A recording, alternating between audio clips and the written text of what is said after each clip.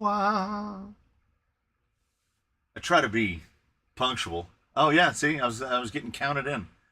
I try to be relatively punctual. And when I say that, that's just an outright lie.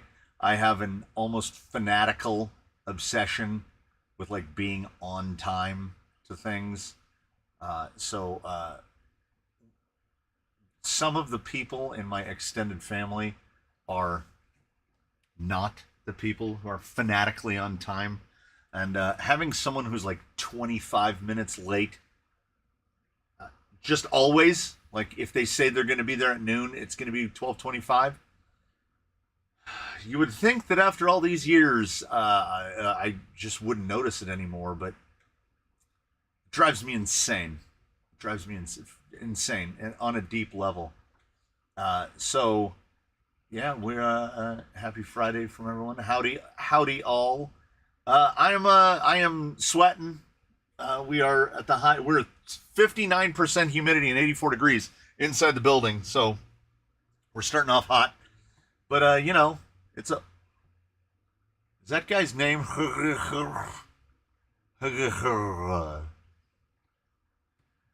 Well, I mean, I don't think Spax completely forgot that it was live stream time as he got here 1 minute into the stream. I think that's making it. That's pretty much making it. Okay, I've got a thing. So here's the deal, folks, near and far.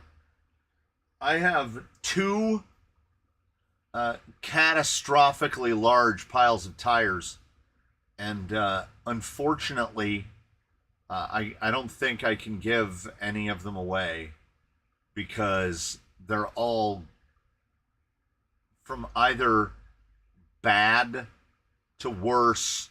There's like, I mean, like the G-Made 2202s are not horrible, but I mean, like the 1901s, all the 19s, other than the 04s and 05s, which are in service, they're all pretty bad. I found stock Red Cat Ascent tires, not Ascent, Everest, the ones that look like monster truck tires. I have those. Those are also pretty terrible. I have an array of other monster trucky type tires that just like I don't know why anyone would want these. And beyond that, I don't know why I'm keeping them. So I guess the plan moving forward will be, yeah, there we go. Just skewer them and stop deliberating. The current skewer spot is kind of full. I think we're going to have to build a second set of skewers somewhere, either leading up to the teeter-totter, which seems mean, or immediately after the teeter-totter, so that when the teeter-totter flings down, you will just land in a pile of tires. I think that's also interesting. So I will probably end up doing that. I do have one thing to give away, and hopefully someone will take it. Hopefully. But that's for later. Okay, 84 degrees and 85% humidity sounds absolutely horrible. Because I've got 84.59 and it's pretty bad. But I'm out of the sun, so that's something. Toss them amongst the concrete foams. I definitely need to make more concrete foams, and here's how I know. Let's see if we can even. Okay, there's no way I can seal the bag. So this is what, and as you know, this is not all of them. This is just the bag. I have a huge thing above my head that's made out of foams. That's my sound deadening. And then I got a bunch of tires that still have foams in them. Again, why can't I just throw these things away? But I mean, if I'm not throwing away the tires, I guess not throwing away the foams is definitely in character. Just put them on a go fast. Honestly, I have. Okay, that does prompt something. I have to open a cabinet. As someone mentioned, put them on a go fast. Can I fit my hand through here? Okay. So these tires predate buying stuff for crawlers, right? So I have a set of RC four-wheel drive Rock Crusher HT 2.2s glued onto a set of RPM plastics. And I have a set of what I have to assume are fake KLR MTX in 2.2. Look at the amount of wear on those, which is nothing. I was running these on like basically a rustler. So that's what I was using these on. So these predate crawling, and because I had the brilliant idea to glue them on, although I don't know how good that glue job is. I think we might be able to get some of these off. That's why you haven't seen tires like this tested, because like they were crawler tires purchased before crawling was a thing here, you know, to put on a rustler. Can donate foams to gyms for their pits. Oh, I don't know if we have one of those. Yeah, driver 8, definitely. They are definitely too hard for a pillow. You underestimate how hard my head is. That's firm. That's quite firm. Oh, yeah, we're like 6 minutes in. It's not a thing unless it's a thing. Just gonna let that spin for a minute here. We'll see. I have been curious. I guess we will find out together. How long it takes. I'm gonna keep watching. How long it takes before. Oh, what does that mean? Delay ads? Oh, no way. Okay, I don't know if this is a Studio Pane update. I don't know. I'm gonna skip this one. That came up like almost immediately. I said, I wonder how long it's going to take before ads come up. So imagine that you're looking at right here. Imagine this screen is my live control panel, right? So right about here, right about where it says Jason Kelsey right here on screen, there's a little $sign with a plus, and there's a $sign with a pause. So you can delay ads and you can insert ads. You can insert ads at will. That seems aggressive. Like I've never that can't have always been there, because I've never noticed the ability to insert my own ads, nor like who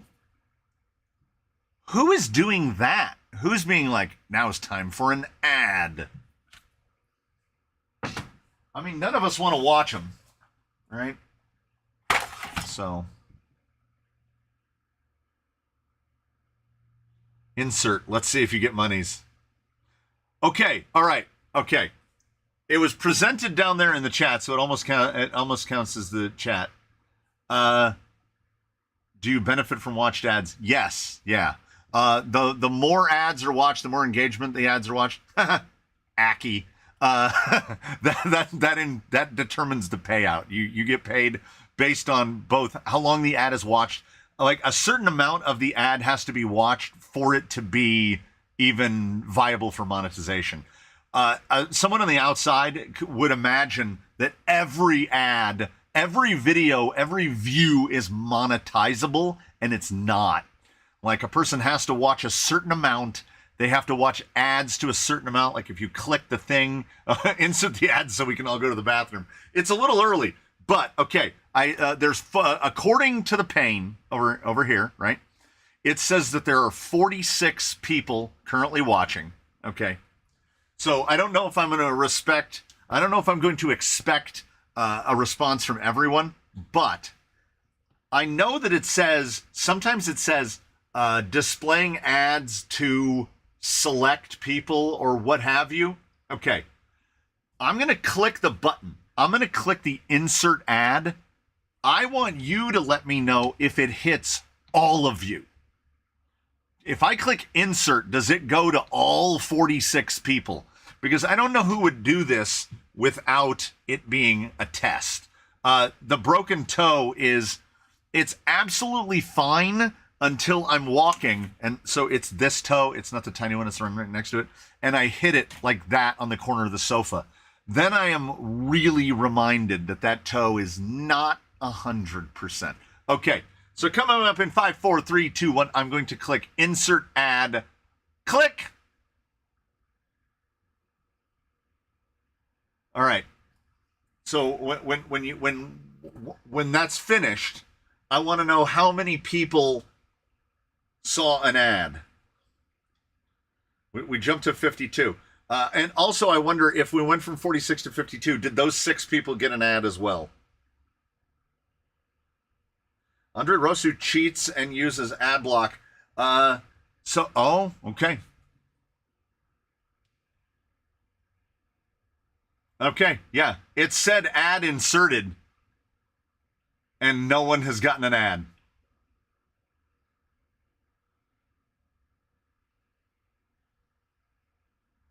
Wow. Oh, Sloth Squatch got 2. So far they sent ads. You want to talk about targeted ads? Sloth Squatch got 2 ads. No one else has gotten an ad. And it said in a little bubble that's about that wide, a little bubble popped up and said, ads inserted. Oh, he turned ad block off specifically. Oh, okay. One of my kids was saying that if they try to run a regular ad blocker, oh, it might be time delayed.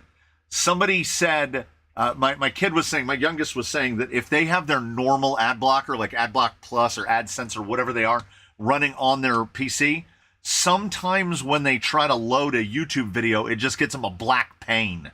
It just loads black. It doesn't give any video. And I guess that's their way of trying to work around ad blockers. I've been on premium since that fateful day in the gymnasium when I decided I could not handle ads any longer, because on mobile they come hard with the ads. And I was like, I can't do this. I'm just trying to mindlessly stand on the treadmill. Sounds like some of you guys want ads.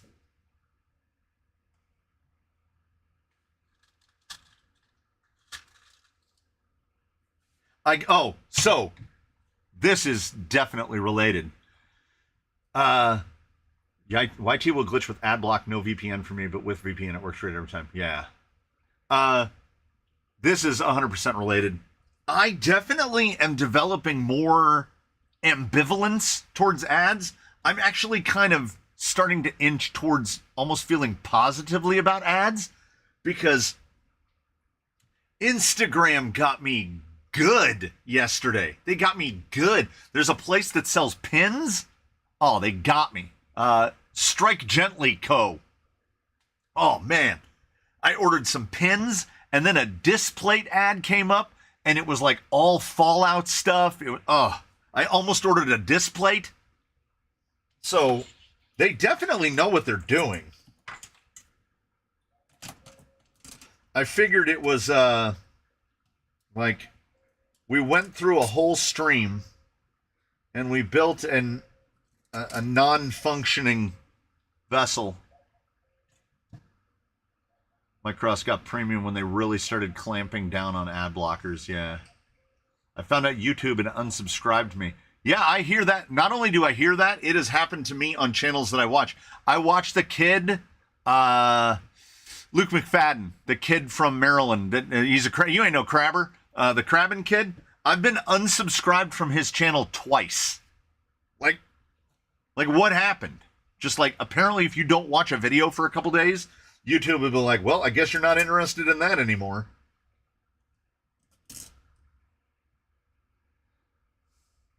Ben Webby, this is Amazon. I don't know if anybody pointed out exactly what the clone appears to be. Yes, Scuba Steve, the algorithm got me good. Oh, and then it came up with another one for like these neon signs, and I wanted to buy one of those too. Luckily, I'm out of money, so... I have a question about the Flash Hobby 60 kg. Lasted 4 months and took a dump. Is crawling hard on steering servos? Crawling is very hard on steering servos, but I have not had a single Flash Hobby die yet. Now, every servo lives a different life. So The fact that I haven't had one die and you have doesn't mean your experience didn't happen. It just means that everybody's experience is different. A lot of people are having, AM32 with both malls. What's the power system in your rig that the flash hobby died in? Please don't say AM32.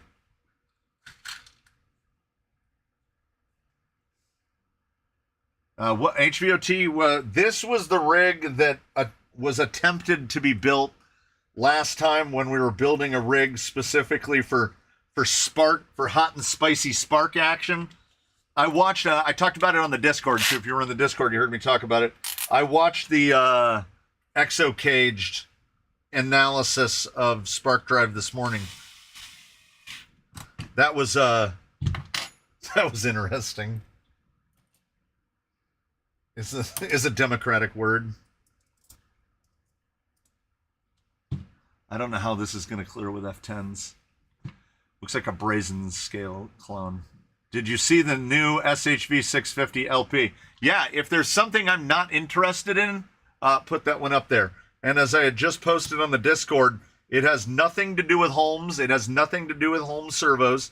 I similarly have no interest in whatever the hot new Reefs is, their Reefs LP. I have no interest in the NSDRC RS 900 boobity blabbity blib. At no point in my life do I have any interest in a $180 servo.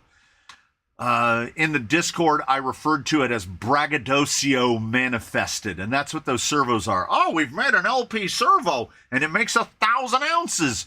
Who cares?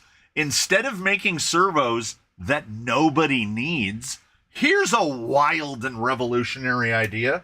How about make affordable servos that make like 40 to 60 kg? How's that sound? Does that sound applicable to more people than a servo that costs $180 and produces over 1,000 ounces, when I've never found an instance ever that a vehicle needed 1,000 ounces? And I can say that as a person that has more than one RS800. I've got an AGFRC, the A66 BUMW that makes 1,100. None of it is needed. None of it. Yeah, AGFRC will get you similar spec for significantly less money. The boutique servo manufacturers need to be stopped, because they just keep making the numbers bigger and bigger and bigger and bigger and bigger, and they're not upscaling any of the stuff that goes along with it to be any bigger.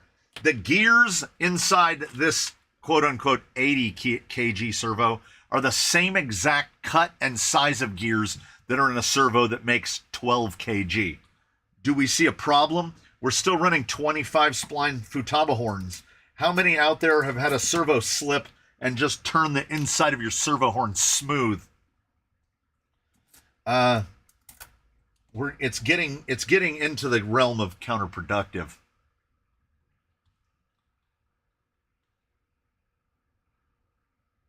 Lucked out.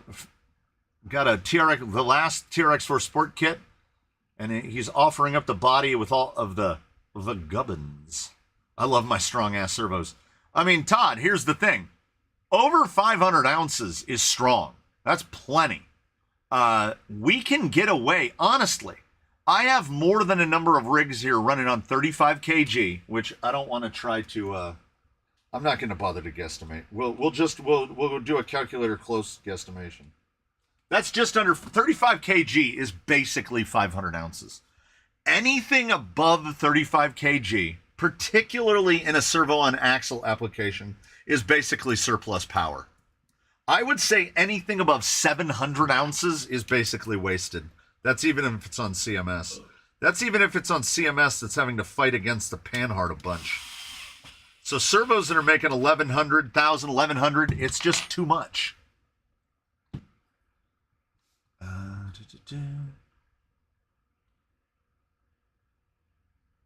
JSTs currently have a limit official of like 5 amps. Well, yeah, I mean, theoretically. but they're only going to see a load above that for, I mean, it's not even about the JST.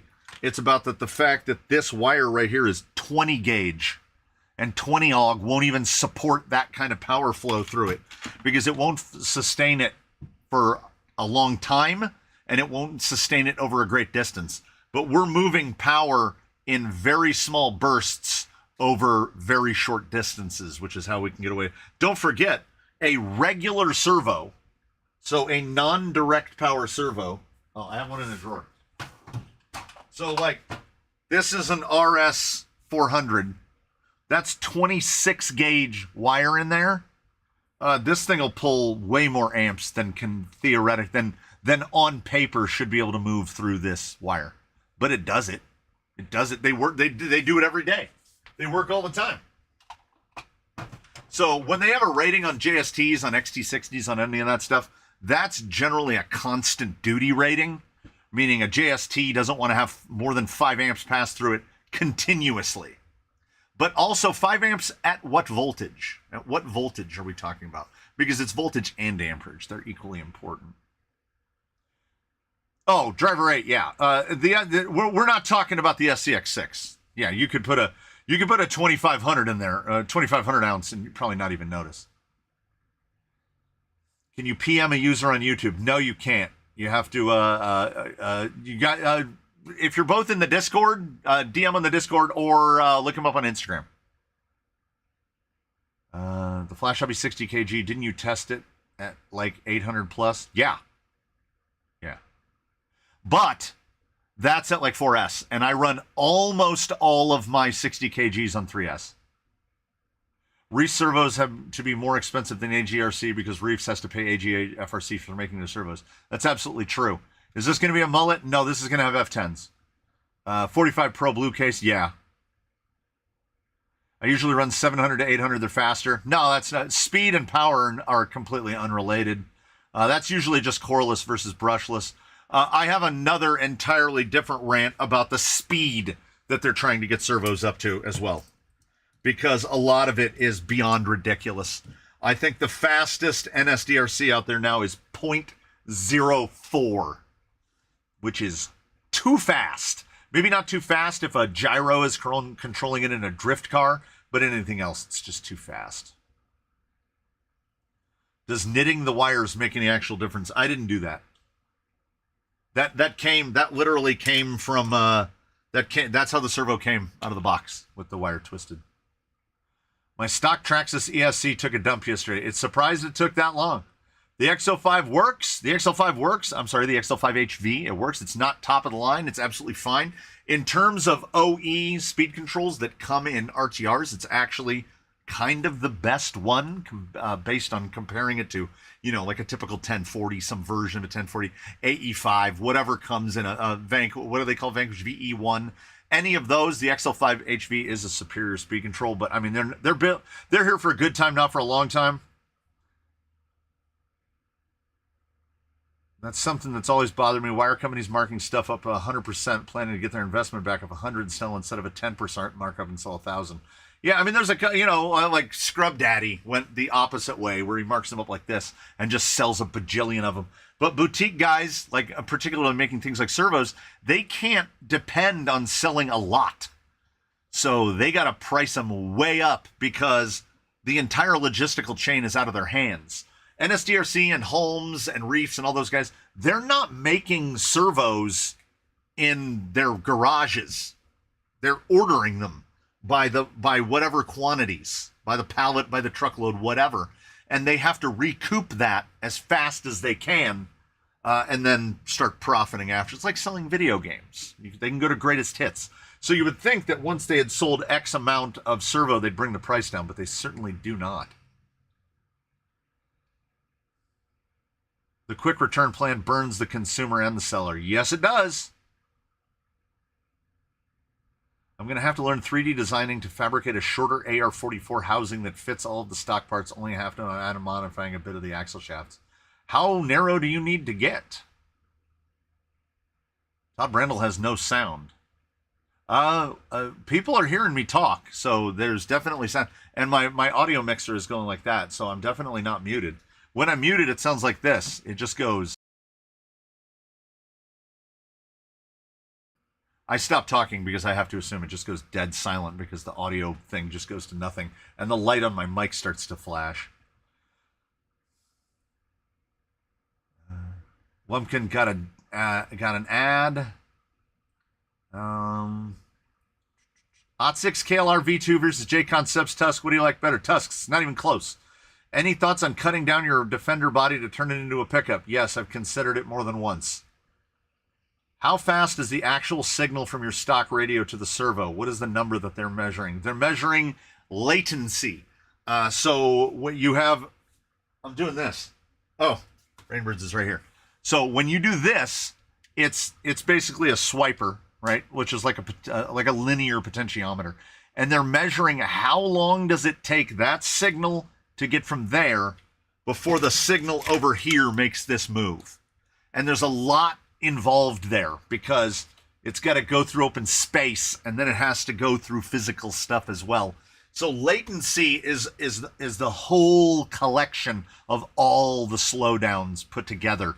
And unless you're in an extreme racing environment or you're doing speed runs at 140 miles an hour, like on a crawler, I genuinely do not believe that you will ever notice radio latency or lag. I don't think that you will. What's the cost to send a 1/10 crawler from Arizona to California? Probably about $30. Between 20 and $30. USPS ground advantage is probably your best bet. When I send whole rigs, that's what I tend to do. The prices fluctuate wildly. I mean, I know it's Arizona, but if you live in Phoenix, it's probably going to be less because you're closer to where the hubs are. So I would just, rule of thumb is about $30. I want to say it cost in the 40-ish, 40 and some 40, mid 40s to send the FMS K5 to Alabama. So yeah, 30-ish probably. Just gonna have to hit the like button and say goodnight, y'all, as it's RC Mommy's birthday. Oh, that is a if anyone has issued an excuse before, that is a legitimate one. Yes, I am in Cali, Southern California.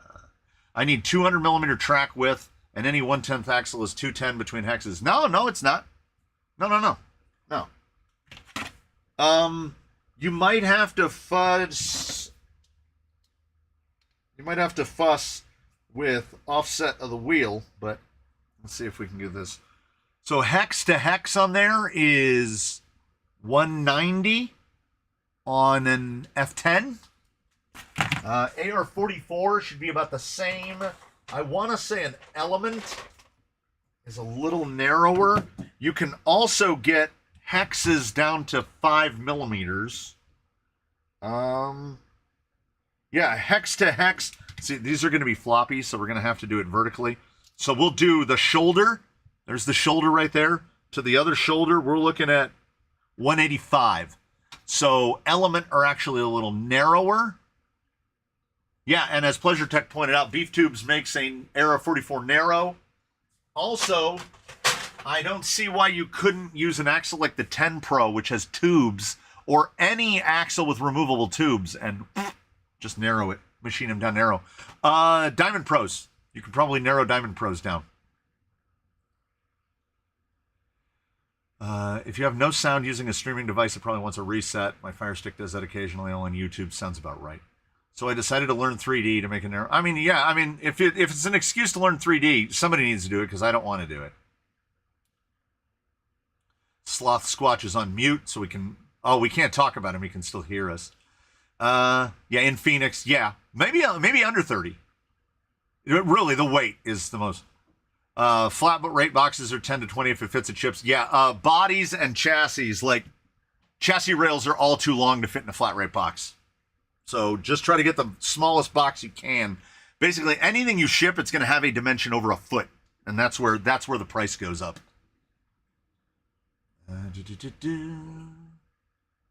Pirate ship is a good method. Shippo. Also check Shippo.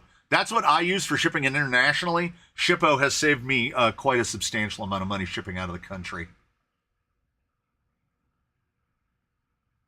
So what drink is everyone having in between ads, bathroom breaks? Bottle of water! I would really need positive offset wheels, and there's not a lot of options. No, there really aren't.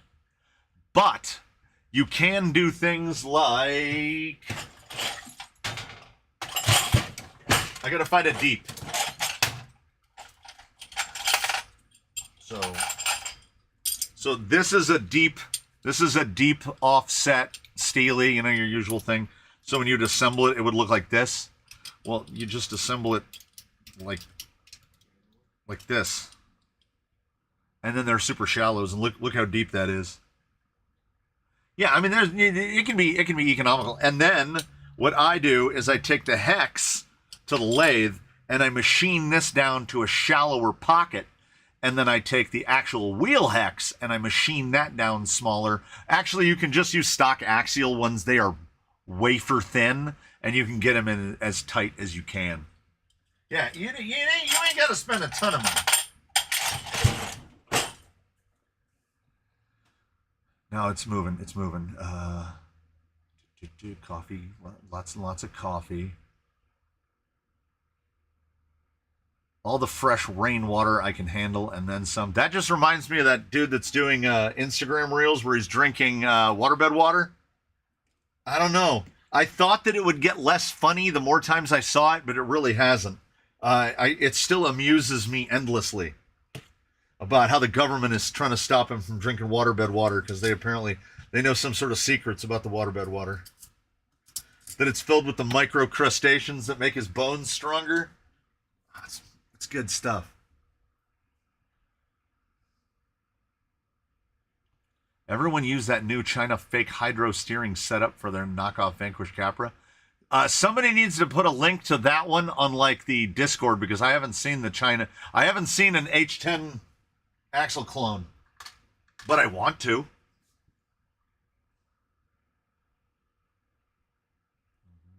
Boom Racing makes those wheels that have, yeah.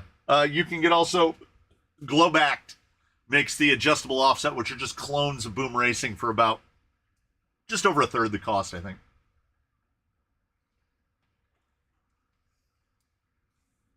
I didn't think about cutting stock housings. That's probably the smartest idea. Cut the housings and do some work on the shafts too. Then I can use whatever wheel because I like the idea is to use 155s. Yeah. 200 millimeter width and 250 millimeter wheelbase. Isn't that a sedan? Is it not a sedan? Is that a sedan? It's like that's like a 10th scale sedan. You're building a 10th scale sedan. Also a consideration. I mean, I know it's not the most inexpensive option, but have you thought at all about UTB axles, UTB 18 axles, which are actually 12 scale? If you haven't, then I don't know, maybe you should. Yeah, he said it right there. UTB 18 axle. It's a small two-door Jeep. Yeah. UTB 18 axles are quite small. This thing, I'm just hoping. I assembled the links. This was the link set that was mentioned in the last live stream. I just literally went off his link. So if it's an affiliate link, you'll get some affiliate off of me. Hey, thank you both, Malls. I can't decide. Here's how I'll decide. I can't decide if today is a coffee day or not. But if I walk outside and the heat makes me go, yeah, I probably will. I probably will meander on over and get myself a coffee. Oh, I also dug out of the bin in between then and in between when we last met and now. I dug in the bin and found a servo and axle bracket, which I think will really simplify this. And I really said we're doing servo and axle when I saw these are the front upper links. These are the rear upper links. So when I cannot remember who was mentioning it, but the 4mm pinion. Oh no, you just make an adapter. Jay Leeson, how are we this evening? You know what, we're doing all right. I'll keep you updated. 84. We're still sitting 84.59. So it hasn't gotten any hotter, nor has it gotten any cooler. Getting the upper links on this in the front is going to be a small bear running through the forest.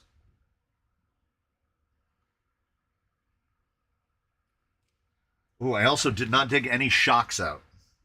Oh, wait. I have a built set of... I have the 10 Pro shocks that came off of Rainbird, and I've got a set of GTS, which were on the test rig. So the GTS might be the guy. Let's hope that this span isn't too spacey. No, that doesn't look too bad. Doesn't look too bad.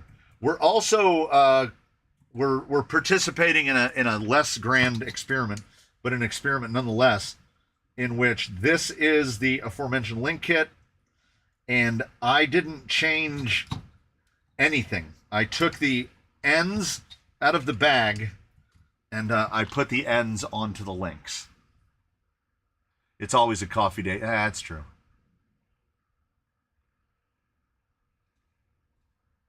It is always coffee day. You know what? You know what's great? 4Link. 4Link is great because you get to turn your brain off. Que pasta, amigos. With my tires straight, the link is probably a few millimeters past the servo gear. Will that cause problems? With my tires straight, the link is probably... Oh, I see. I think I might see what you're saying. I had to get this mounted on here, I had to sample like 5 different horns to get a horn that wouldn't hit the tie rod. So yeah. I don't know what axle they had in mind for this, but I will say this. Like, is that not just... it should be right about there. Are those drive shafts not just completely perfectly in line with each other? I feel like they are. Also, this guy is benefiting. These are the axle housings removed from Eddie.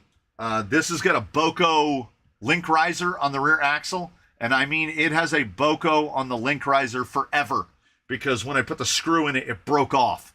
So I can't take that link riser off. I guess I could drill it out. I don't want to risk it. I'll just leave it on the housing.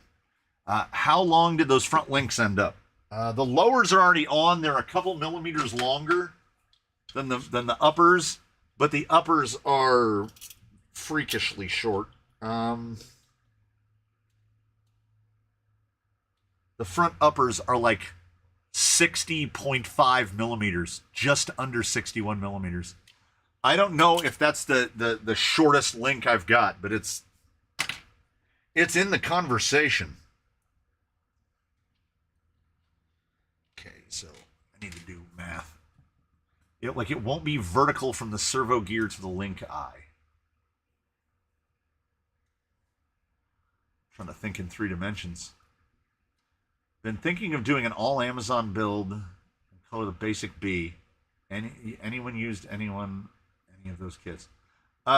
Most of the stuff here is Amazon chassis. We have a couple that aren't 71421, and the nut we need a 24. Yeah, I don't have a bad word to say about Amazon chassis. Mr. C. Thomas has a question. Where did I miss it? Are Vanquish AR60 axles that need rebuilding for $200 Canadian worth buying? The availability of AR60s is getting... Here's some non-ASMR for you. So when you have too many caustic chemicals, you get these big, and then you just go like this. There you go. It's getting so difficult to get AR60 parts. Before I would go off of an AR60, I would look and see what it costs to get rift axles where you are. Say, like, what does it cost to build up a set of rift axles from Jenny's? Because rift axles, you can get anything you want for them. You can get all the stuff. STRC does stuff. Is it SSD? Trial does a bunch of stuff. You can do the whole axles in Trial. That's what I did on RoboKitty. I'm worried at the same time that Axial is going to do shenanigans again, and they're going to discontinue the Rift axle as well. I'm hoping they won't, but we've seen how they operate, so I'm not ruling it out. Okay, I'm going to go high position on this. I'm kind of curious as to whether, I mean, it was pointed out that that needs to be longer. That needs to be a 27. I mean, a guy came up with it because everyone has 2K plus builds and we're still running leafers. Has anyone tried building a chassis backwards, like the front axle where the rear axle should be in super short rear links? How bad would it be? Really, really bad. Because when we first built the Coyote, it's basically built that way, where the front links are longer than the rear links, and the handling is terrible. So if anybody asks, have you built a crawler backwards? I have unbuilt a crawler backwards, because you can see it. If you don't recall him, if you haven't seen him since he got his center lines, so there's good old Wiley. Look, he's a good boy. He's a good little boy. So you will notice on his chassis, the straight part is here, and there's the servo and axle. So there's the front axle. So there's the straight part of the chassis, and then here's the curved part of the chassis. So instead of moving everything around, there's the other one that's unbrushed that I couldn't remember, Wiley. This chassis is just, I basically just flipped it around. I unbolted the front axle and put it on the rear, and I unbolted the rear axle and put it on the front. So he is constantly driving backwards. That's the rear bumper mount. That's the front bumper mount. Front shock towers in the back, rear shock towers in the front. He's just reversed because that was the way they did it. I don't know why. And I checked. I was like, it doesn't come anywhere near hitting the chassis, so why am I even worried about it? So yeah, if your rear links are shorter, also vehicles that have equal length front and rear links, like the Bushido runs 93 millimeter lowers all the way around, it handles a little weird. The Optic runs Phoenix rear links all the way around, and it handles a little weird. So for crawling, I mean, look what crawlers do. Look at our length differential. Front upper, rear upper. This is what we're talking about. So if you try to drive this backwards, really bad. I have sent you some photos of the small Jeep body. I want you to check them out with 90 millimeter tires out of Basher. Okay. I will look it up. Yeah. And assumption is correct, Justin. About $600. About $600, and you won't be compromising. Maybe a little less. Like this chassis kit, for instance, is, well, okay. Let's do it rough. Let's do it rough and tumble. Okay. This chassis kit is $55. Right now, Mios axles are $83. I would go an 1800 Fusion, so that's $70. Is that right? 69? No, that's 79. So that's $80. So that's 218. We'll go 65 for a servo, 65 for a radio. If we go with like something like Injora, we'll just call it $100 for wheels and tires.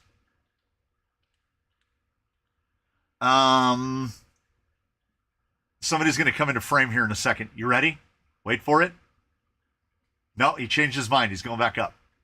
There's a monstrous daddy long legs. He's right there. He's doing the slow dangle. What do we need? A body? We'll like a creep cab or something. It's going to be like $25. What am I forgetting? Drive shafts. This set didn't come with links, so that'll be another $25 for the drive shafts, like $25 for the links. Yeah, it's $600. There's really no point in adding it all together. Yeah, it's about $600. The beauty of spending that $600 though is you will be done and you will have nothing left over. You'll have bought the links you needed, the tires you wanted, the wheels you wanted, the inserts you wanted, the servo you wanted, a good radio. You'll have bought all these things. Yeah, could you do it cheaper? Yeah, you could get shocks and a gearbox. Gearbox is another 30. Shocks depends on how much you want to work in it. Shocks could be anywhere all the way up to 100. It could be all the way down to $30, $40. So yeah, 600 is about right. It's not difficult to fully build a rig that's $1,000. $1,000 is far too easy to get to. Oh, no. I'm sorry, HVOT. This chassis comes with a gearbox in that 55. So that's tough to beat. Would a rig work with super high rear overdrive? No. The Deadbolt is a great starting crawler. Jeff, I would say that currently on the market today, if somebody walked up to me and said, rock crawling looks interesting, I've never done it before, I have a limited budget, I want to buy something right now, Traxxas Sport RTR, $329. I'm not an RTR guy, but what is it? Wildly outdated, okay? The Titan, the XL5HV, the 2075 Servo, the Canyon Trails, the chassis, the axles, everything has all been around since what, 2017? So we're talking 7 years that stuff's been out, which means replacement parts are absolute dirt cheap. Like they cost next to nothing. Endlessly modifiable. Hop-ups are cheap. Brass portal weights for a TRX-4 are like $20, sometimes less. You can get things like the G2 Wilderness GRC axle conversion for it, which costs about $100 and are fantastic. Also, when you take it out of the box, it just works. And if you've noticed, how many different types of expensive gears can you buy for your VFD? And then how many different gears can you buy for your TRX-4 gearbox? You can't buy any because they don't break. They make monstrous sintered 32-pitch gears that are presumably indestructible. Something else will break first. I finally have the 3D print element skid for TRX-4 and my TRX-6, so the TRX-6 is now running a Stealth X with a fusion lock diffs and 30% OD on the front. Nice! Are you trying to build another sporty? Is that not going to be a sporty in the end like X Ski? No, I don't know what this is going to be. It's the Zombie. It got named before it was even built because, like, I didn't even realize that that screw had broken off, so that's not changeable. That's stuck. That's in there. The motor died but didn't. The servo died but didn't. The speed control died but didn't. This is a Zombie. Shocks can definitely be 100, yeah. That's a pretty good chassis. Is it a good gearbox, though? We don't know. I haven't put one on a rock yet. Doesn't cost so much if you buy it a little at a time. Mark Saxon is 100% spot on. It's the reason that I've almost bought a UA1 from Rhino like 5 times. First time I was going to buy a Rhino, I bought this camera. Then I was going to buy a Rhino, I bought the Mac Mini that's over there running this live stream. Then it came up again, and I bought a bunch of stuff to get like 3 or 4 rigs running. Then it came up again, and then I bought this, and then I bought power tools instead. And then, yeah, so dropping that $650, just going boop in one shot, that's tough. If you're buying a $55 chassis, and then you're going to buy $28 in links, and then a $65 for a radio, and then $60 for here, there's really no instances where you're ever spending more than $80 in one shot if you're building something up from nothing. Unless you're just blasting it all in one day, which that's a thing too. Can you drop a link for that chassis? Yes, I can. Yes, I can. Then you need a zombie body for the Zombie, something not for crawlers, maybe. I already have the body picked out if it fits. Ben Webby asked what shocks are going on. So I have the test rig that was built for these are freshly rebuilt with element springs on them. It might be these. It might be these are the takeoffs from VRD. I got a set of VRD takeoffs, and I also have a set of 10 Pro shocks. So I don't know. I think I have a set of Desert Lizards as well. Yes, I have a set of Desert Lizards. I also have a set of base camp shocks. It's whatever goes on there. I don't know. Whatever fits, because they're all like slightly different lengths. Oh, thank you, Miata Commuter 5 memberships. I have 2 TRX-4s, both RTRs, so I'm excited to build a kit now. I 100% get it. Everyone says, when are Traxxas going to bring out a new crawler? They don't need to. It works. That's true. I would just like to see Traxxas just mix it up for us a little. Just a little bit. You know what I would honestly love to see, even though it is not directly in my wheelhouse? I would like to see Traxxas take the TRX-4 and their other knowledge of bashers and put out a pre-runner that you just buy straight out of the box with the big heavy battery right over the back axle and the big twin I-beams in the front. I think Traxxas is really suited to those types of shenanigans. Maybe they'll do it. They won't do it, but maybe they'll do it. TRX-4 Sport over the Sendero SE? Yeah, 100%. The SE is a great platform if your parts bins are deep. That's what I've said. I like the Element axle. I like the Stealth XF gearbox, but the Stealth XF that comes in the SE, the RTR, is a gutted gearbox. It has no overdrive built into it. It has plastic gears throughout. It has a bunch of parts that for longevity are going to need to be replaced over time.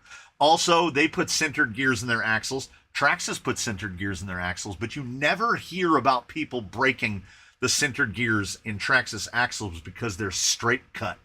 They use a monstrous pinion and big old teeth. Everything in a TRX-4 is 32 pitch, so it's really hard to break that stuff. Everything in an Element is 48 pitch. It's not nearly as hard to break that stuff. BMFRC will have his UA by Friday. A lot of people, the TRX-4 Sport Kit was their first crawler. And when they dropped the price, a TRX-4 Sport RTR today is $329. The kit used to sell for $299. So, I mean, now if they had only re-released the kit at $249, how about a TRX-4 Sport slider kit for $199? I'll buy one right now. I'll buy one 5 minutes ago. How many cars do you bind to a radio? One. Some radios have like 5 or 6.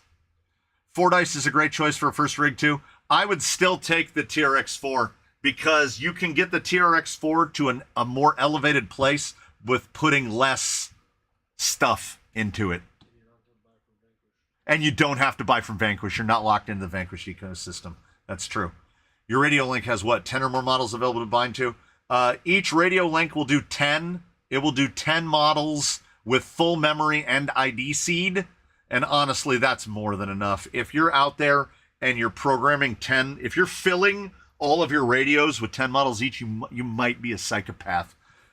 So a scale UDR. Yeah, like an actual scale new UDR, because a UDR is like what? 1/6 scale? It's ridiculous. And also super fragile. How about maybe not super fragile?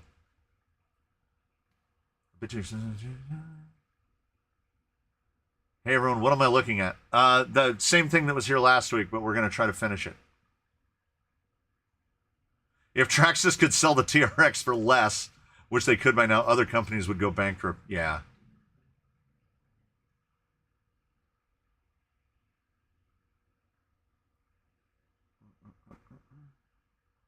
I ruined the TRX-6 center diff and pinions. How did you do that? How did you do that? I'm terrible on axle gears and I've never broken a Traxxas one. I've broken like 8 so far. Yeah, I don't even know how many axle gears I've broken. But never Traxxas. Just got to avoid getting sucked into the Traxxas ecosystem. Yeah, never, under any circumstances, buy a Traxxas battery, radio, servo, charger. None of that. None of it. I have RC Crawling Addict has 14 cars on 2 controllers. Yeah, that's no. The box of my yes. JDA, you're correct. There's 30 model storage, but you can do ID seed like you can okay. So when we go into here and we go to model, let's see. Oh, yeah, you're right. It'll do 30 models. But that's what I meant. Okay, so you can store 30 models. But I look at it as ID seed. You can do 10 ID seeds per radio. And if you can't program them, like, I'm going to forget that that's on like model 30, right? If you can't like program them discreetly, I wouldn't go past the 10. Because I would be the guy that would turn the radio on when it's on model 14. And it's set up for model 9. And they both have, one has reverse throttle and the other one doesn't, and it just rockets full speed into a wall in reverse. So, one rig, one Riot, one Ranger, one rig, one radio. 4 rigs on a radio is acceptable. I do have an RC4 here that has 6 vehicles on it. Because when vehicles come in to get built or worked on, I will just drop a radio link receiver on it and then program it on. It's Lolo's radio. Lolo's radio is like full. It has like 9 models programmed into it. Yeah, imagine their blazer bodies with swing arms. Yeah.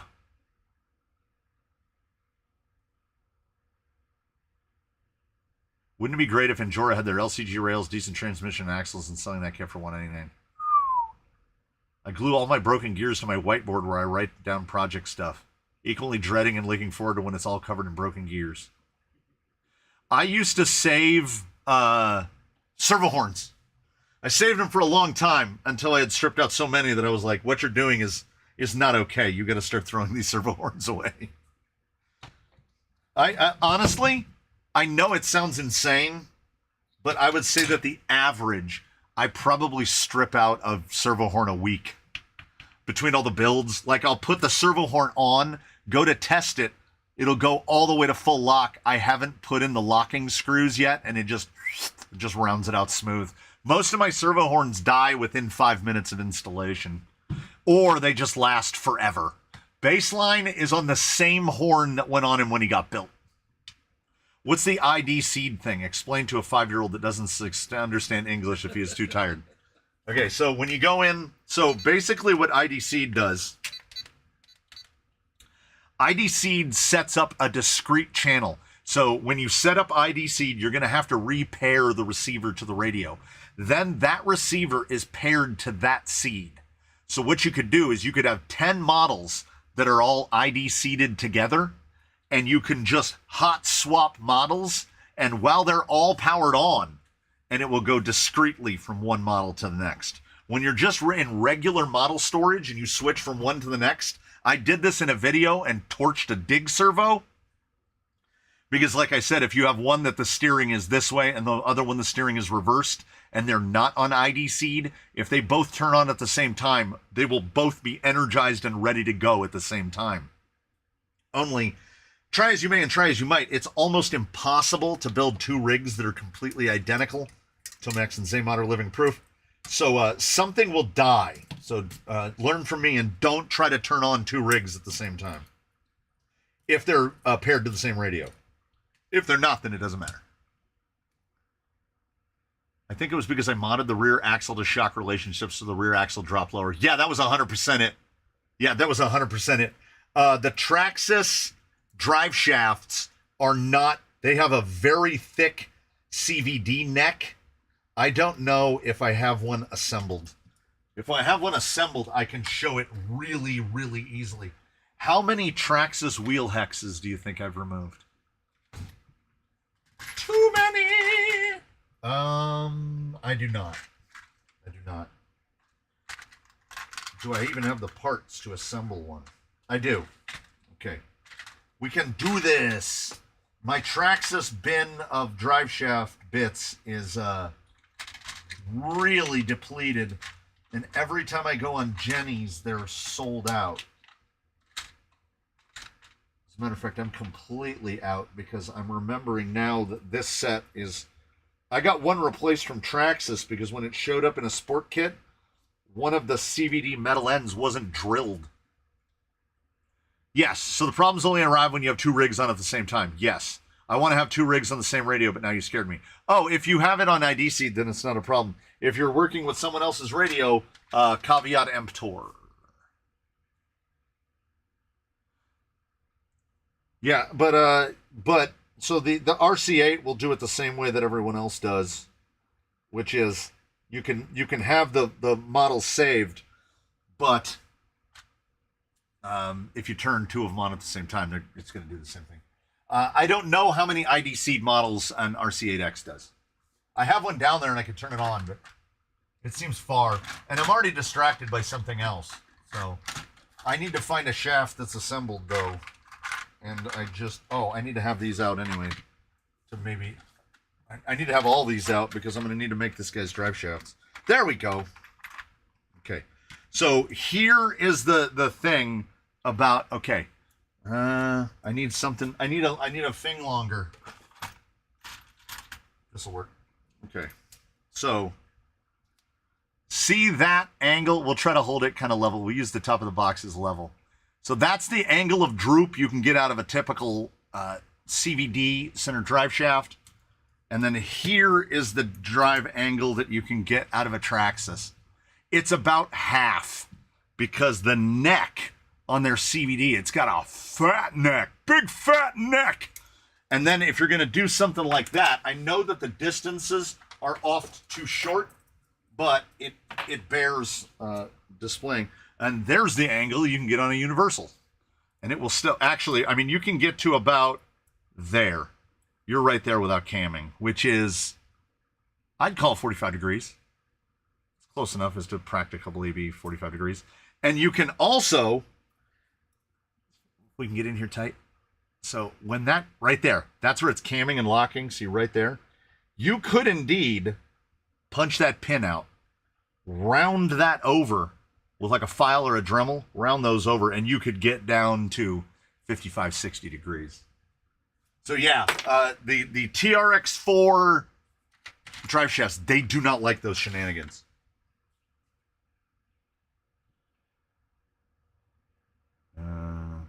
Yeah, the models are just setting. IDC is for a specific RX is what, yes, an assumption is making a correct assumption. That is correct. That is 100% correct.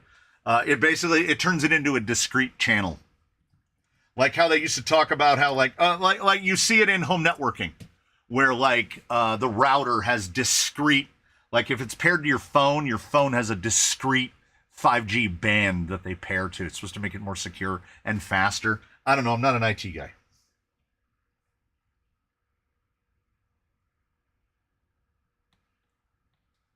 It might be my fault. I bought loads of build bits from Jenny's lately. Yeah, I love Jenny's. I can have all my rigs on at the same time, and only the one named will function until you change the name. For some radios, maybe like Airtronic, Sanwa is that way, Futaba's that way, but like most radios are not. Cheaper radios, more economical radios. If you turn 4 models on at the same time, they would all be on. Because it's pairing to the receiver. It doesn't know that if you have it paired to multiple receivers, the radio doesn't know that they're different receivers. Can I have all my rigs on the same radio without IDC without getting in problems? It depends on the radio.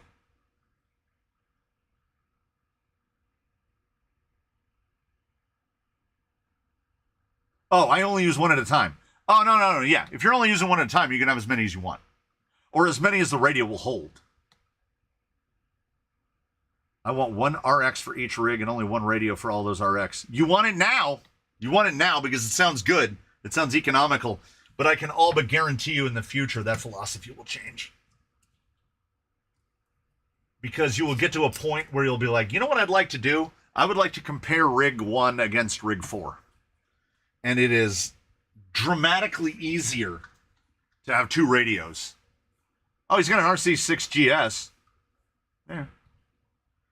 You'll just wait. Mark my words.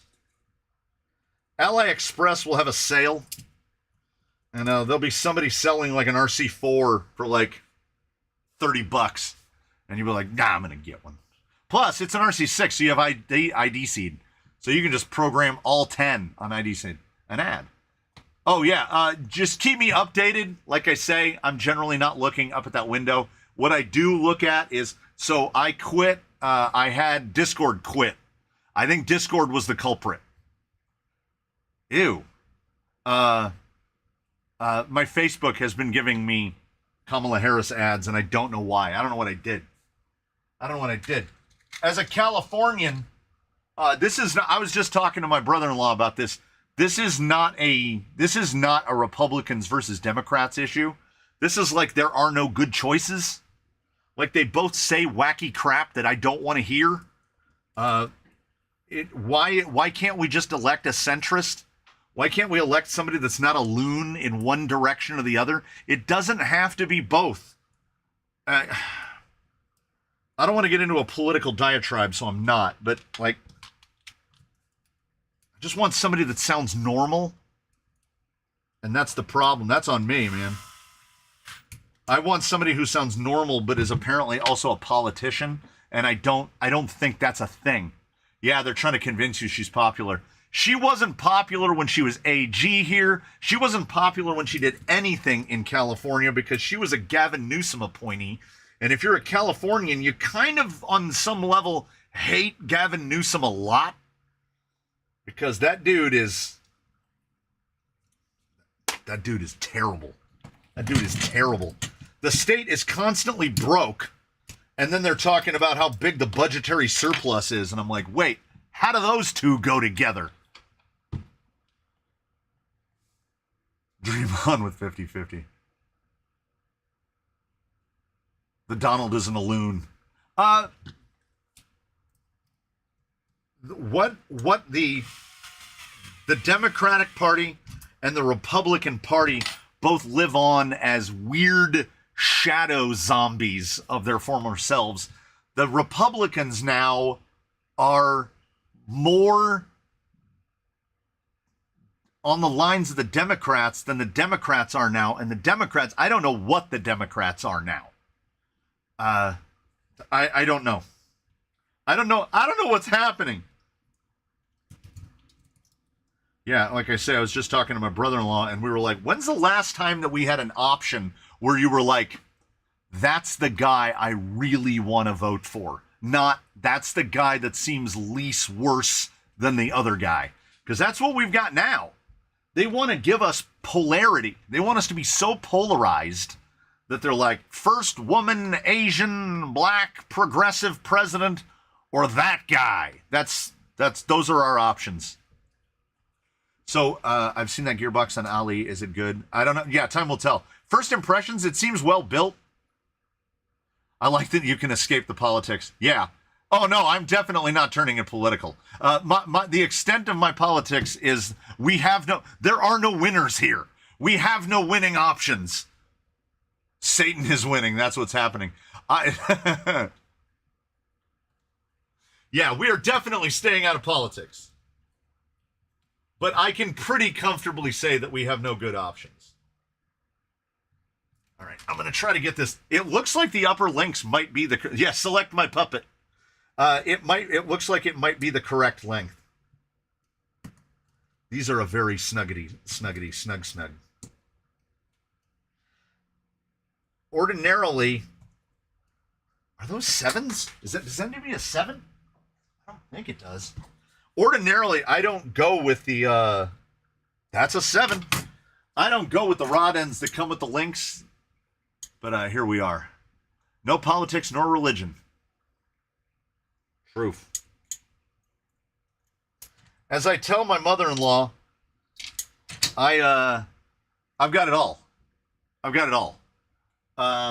Inside here, right now, I've got Chinese good luck cat. I've got a bobblehead of the Pope that waves his hand like this.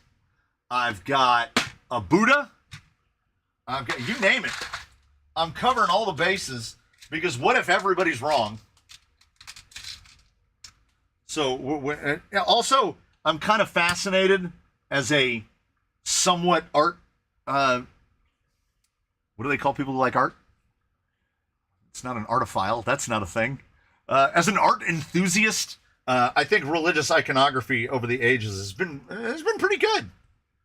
Particularly the stuff from Southeast Asia, the really old stuff. So yeah, I'm all for less. I'm all for religious iconography. I'm a little bit less for religion.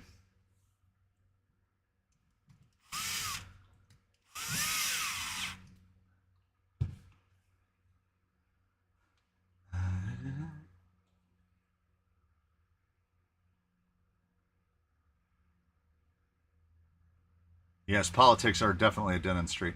I changed all the rod ends on the Amazon kit I got. That's a good way to live.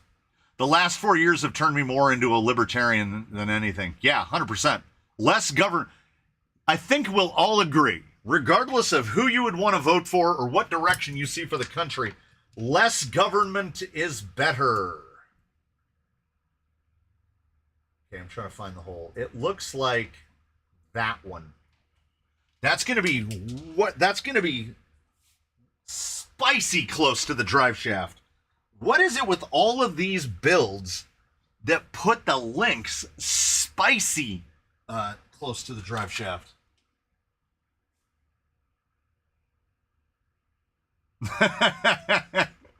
RC Maniac has it summed up perfectly. Quit with the politics. We're here to watch a fellow grown man play with toy trucks and ramble for hours. Currently, it's the most productive use of our free time.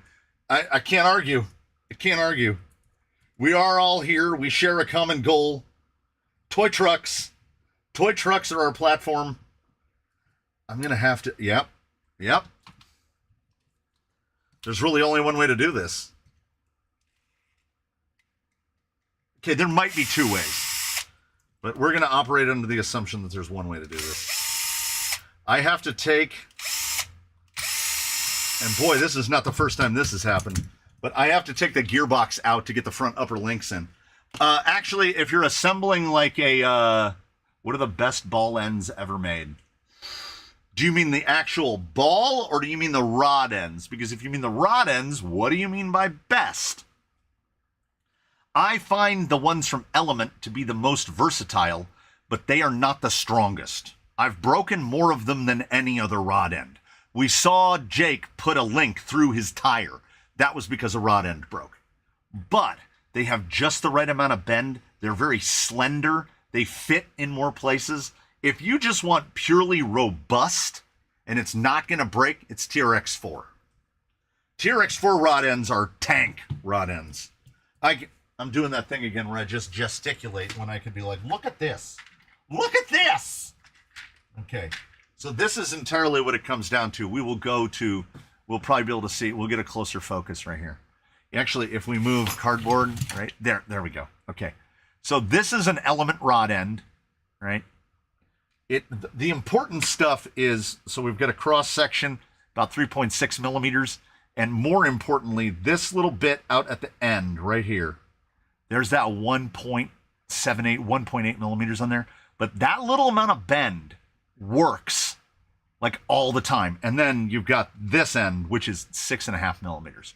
A lot of the time you're going to be using 6 millimeter rod. Whoa, ignore that motion. So where the rod and the link meet, you get a nice smooth transition, so there's nothing to hang up on.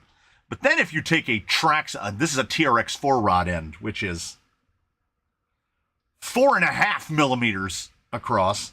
The end, instead of 1.8, is about 3 millimeters.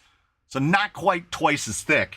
And then it is, well, at the fat point, it's 7.5 millimeters across there. And at the big neck, it's 6.5 millimeters. So it's just the big neck. You can turn them down.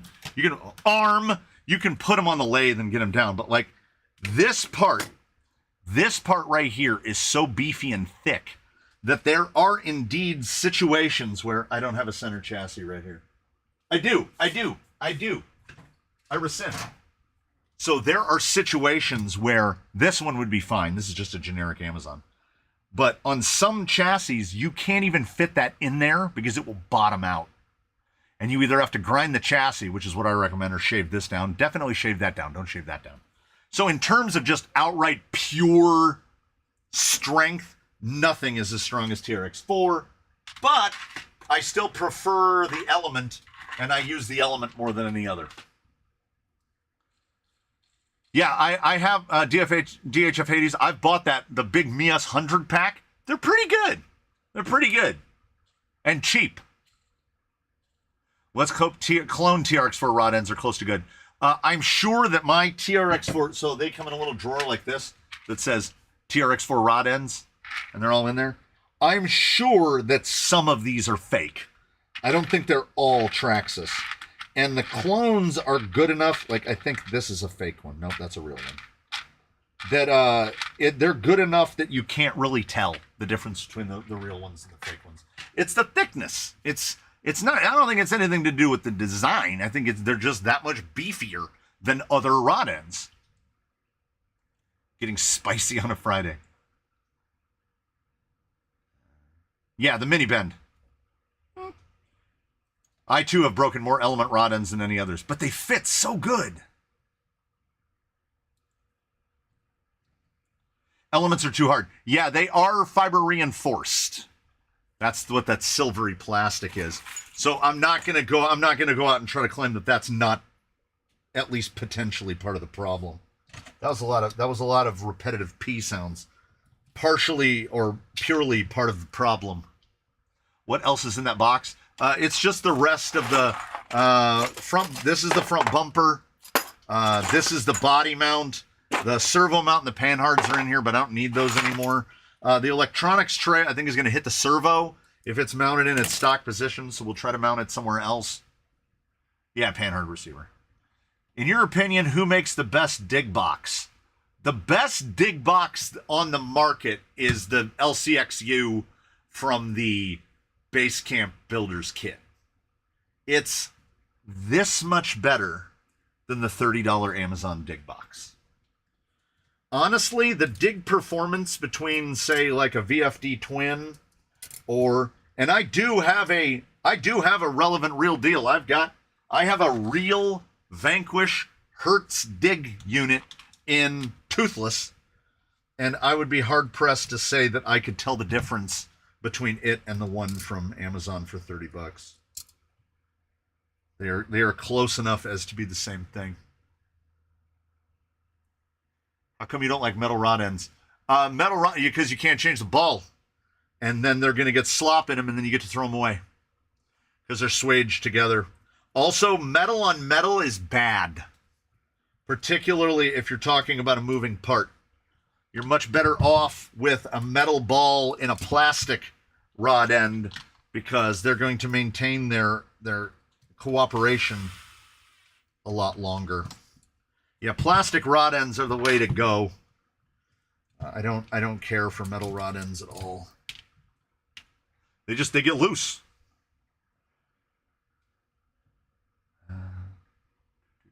Yeah, you don't want them sticky either.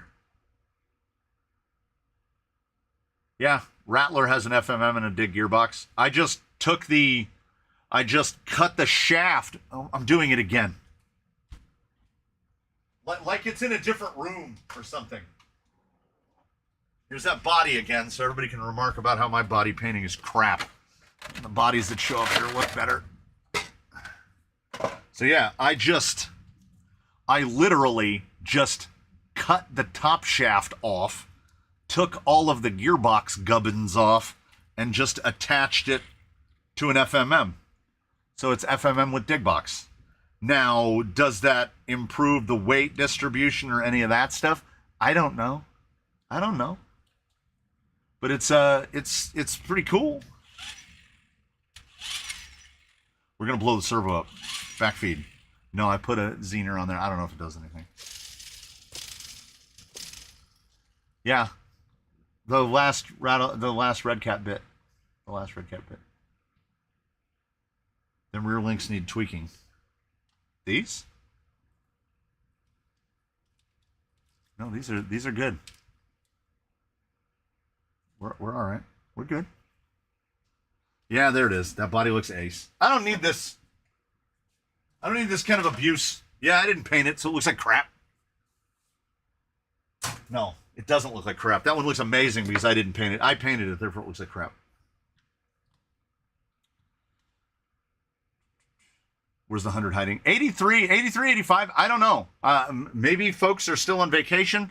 Like, I haven't seen any of the Norwegians on here. The Scandinavians. I haven't seen Erwin on here. I know it's late. I don't know. Too hard on yourself about paint jobs. I thought Steve turned it really well.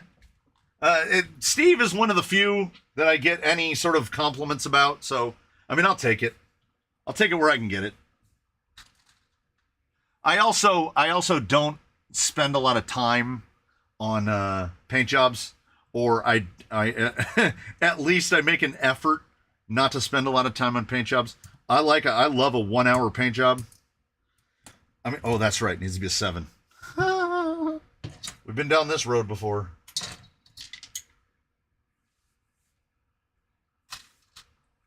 I don't know. Painting.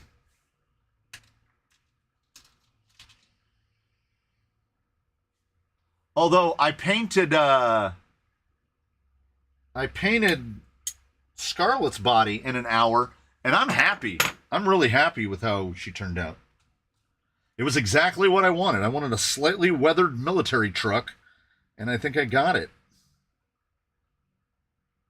Come on. Come on. Come on.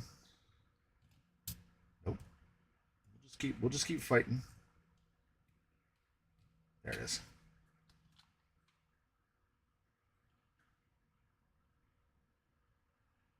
Yes, Spax, Old Blue did get skipped in the Crawl Olympics.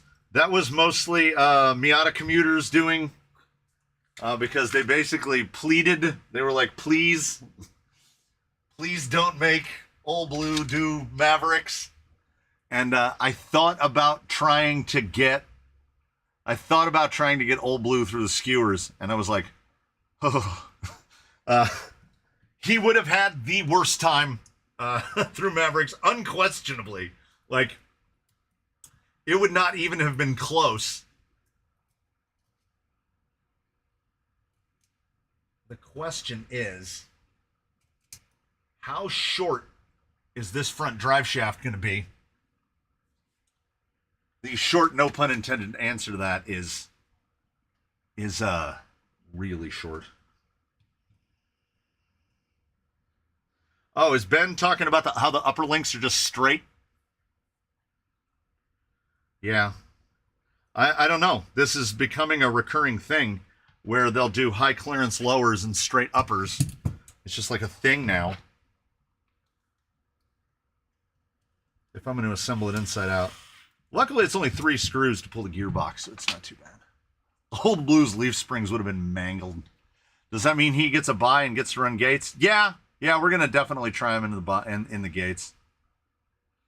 Masking inside is beyond frustrating. The only real way to do it is to use liquid mask, spray it in, and then scrap it out with a razor knife, using the absolute minimum amount of pressure on the sharpest razor blade you can.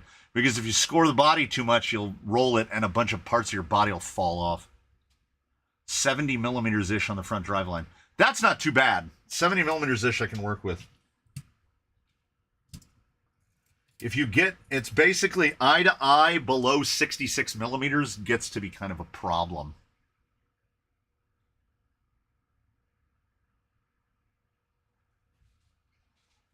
Sent you a DM on Discord. Please check it out. It's on DA for content. Let me know if it is. All right. I definitely gotta. I'm gonna sit down with a cold caffeinated milkshake, and I will look through the Discord and the Instagram to see the things that folks have sent me. I have a really short. Did I take it apart? This might at least temporarily get because I'm gonna have to try to find a drive shaft that's short enough for the front of this thing.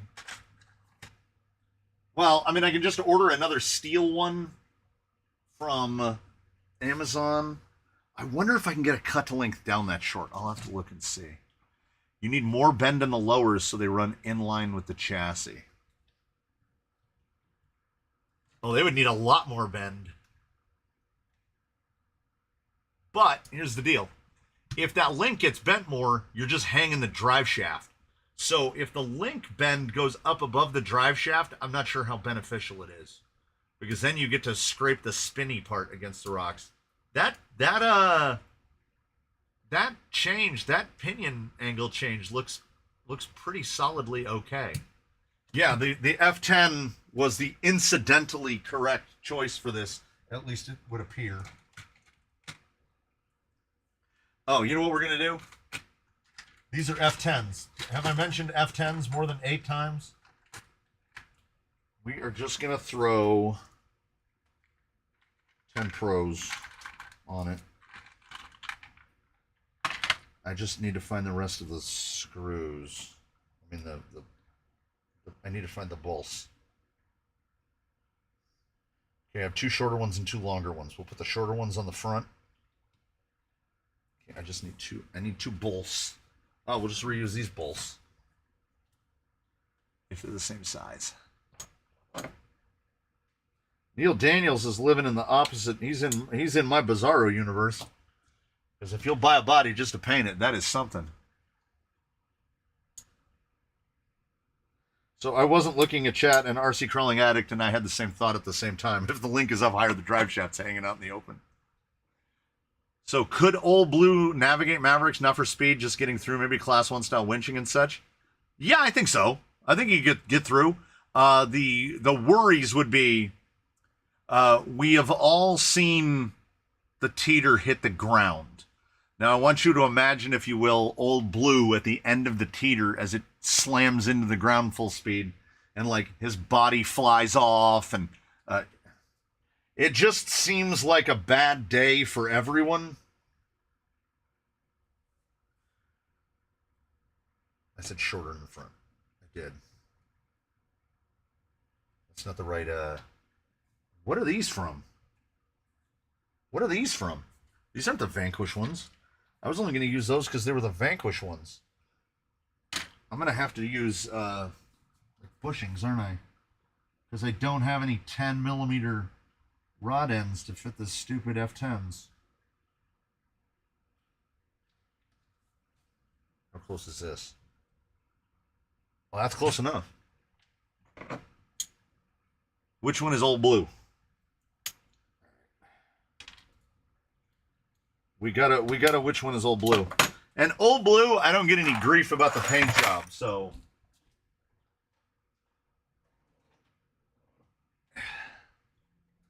we'll give you something to look at. There you go. No, I like I like the little turn there. He would have made it, I think. It just would have been it would have been an experience. Would every long LCG rig benefit from a bearing carrier for the rear axle? Maybe.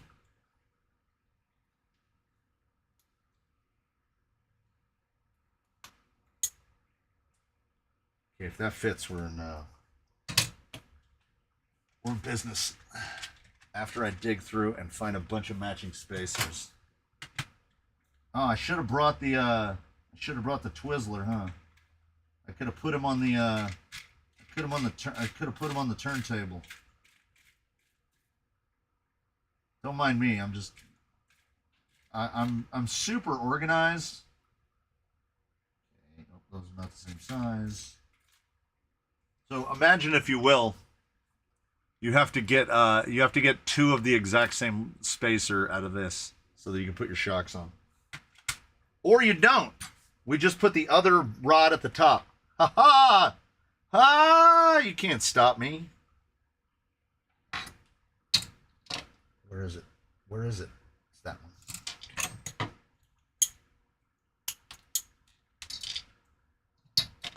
Okay, how about we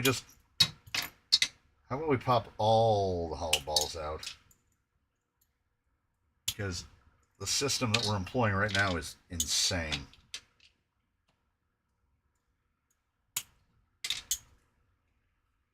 Every time I use cut to length, they are wobbly. I have a definite way that I build them, where mine are basically the maximum possible length that you can get them to.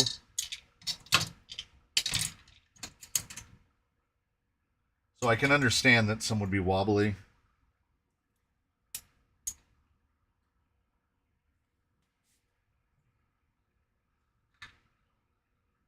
Boy, I hope I have 4 of these.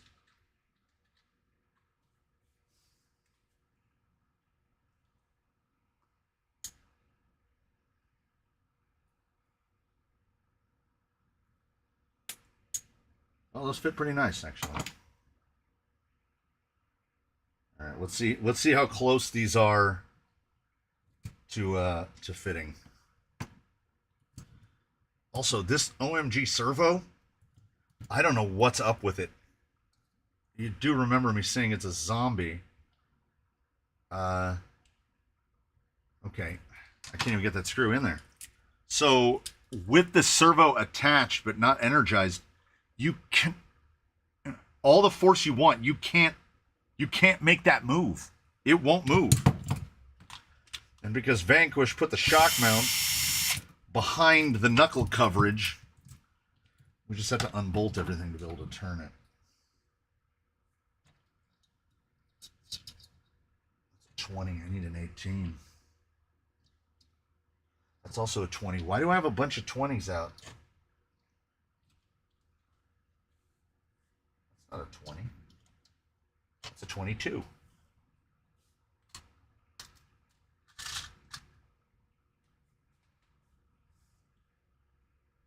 This is indeed a Marlin, yes. Just got an ad for the Hispanhueza supercar. I'm going to have to look that up too.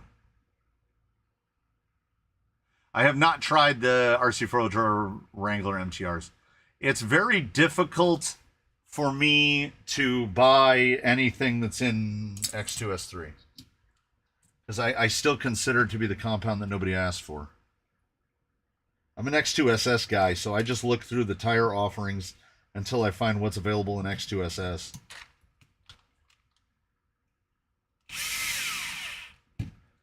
For better or worse. 86.58.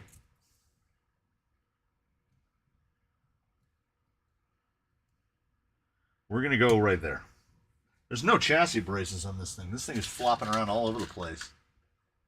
Disconnection and then a Harris ad. If there's the box to be like, don't show me this anymore, I would definitely click those.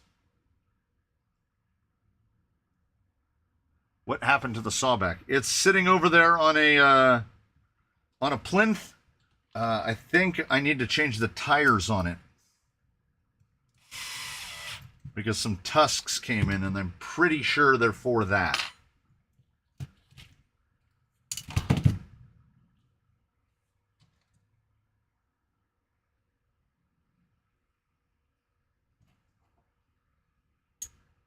The Wrangler MTR is X2SS. Well, why didn't you say so?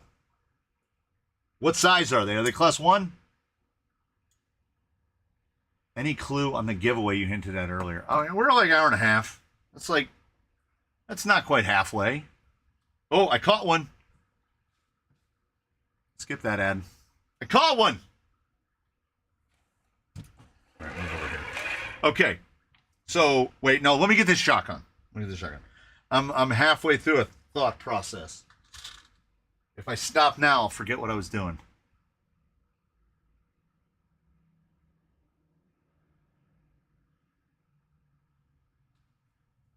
Yeah, that's the thing about YouTube. That's the YouTube part I don't understand. Why aren't they just running ads? Like, just run them on the sides. I mean, if the ad is flashy enough, it can distract us, right? But I guess they want to get right in your face. That's the more important part. I'm starting to sweat something awful. I'm going to turn that thing up. We're going up. We're going up a tier.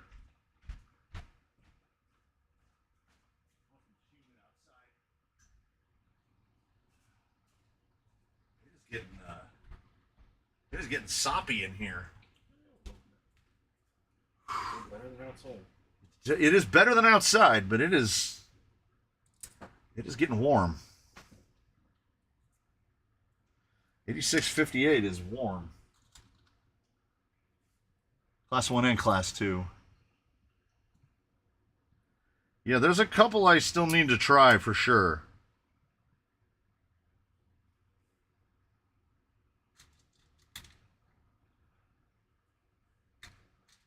Impersonator? Do you think I'm mad? I've stripped down an LCG element and a TRX-4 just to be able to rebuild my TRX-6. Down to one rig now, but I do have a lot of space. It's kind of that's kind of the opposite of how we roll around here. We just keep building them. Now let's see how the front end feels. No, we have to put the back shocks on too. Because it's too flobbly. I need to move it to get to the other part that I'm rambling about.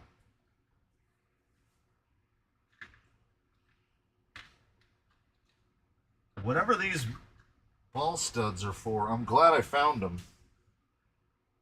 Because they're allowing me to run these shocks. Which means I need to order more from Deluxe. Inside.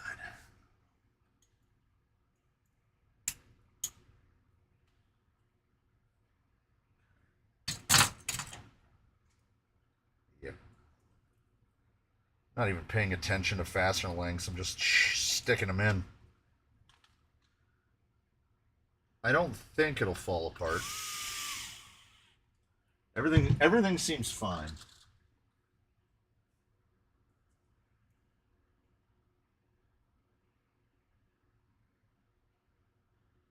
I definitely missed out on Bluey, and I've been like intrigued by it because so much of the internet is like some of the themes that they talk about in Bluey are the darkest things you've ever imagined, and I'm like, dang it, Bobby, I would have watched that. Instead, my kids were in like the Hannah Montana era, so. For what that's worth. Upside down. Oh, wait, let me see if I can frame this. But let me see if I can frame this before I get to the other thing. How close are we there? No. There we go. There we go. It's a thing. I've lost the thing. I've lost the plot. Okay. This is what happens. When I talk about an inability to maintain consistent paying attentionness, there it is. I'm good. We're back. We're back in the game. Theoretically. There we go.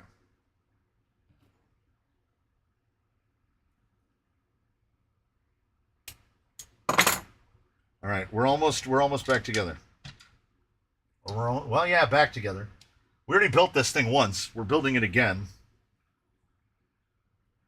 Only this time it appears that it's going to go together. And also this time the axles fit. This guy was not Spark Axle approved. I did also not dig through the bin to find out if I have any TRX-4 body mounts. I think I have a couple. Not a lot.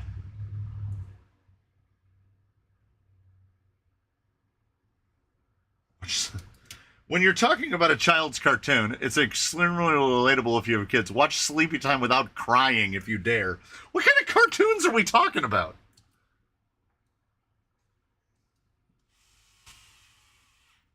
All right. We're shocked. We're shocked.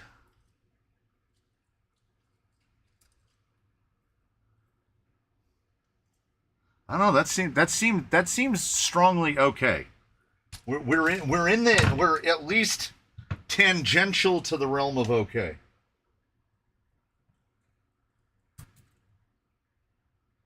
Yeah, that'll do. All right. Zombie.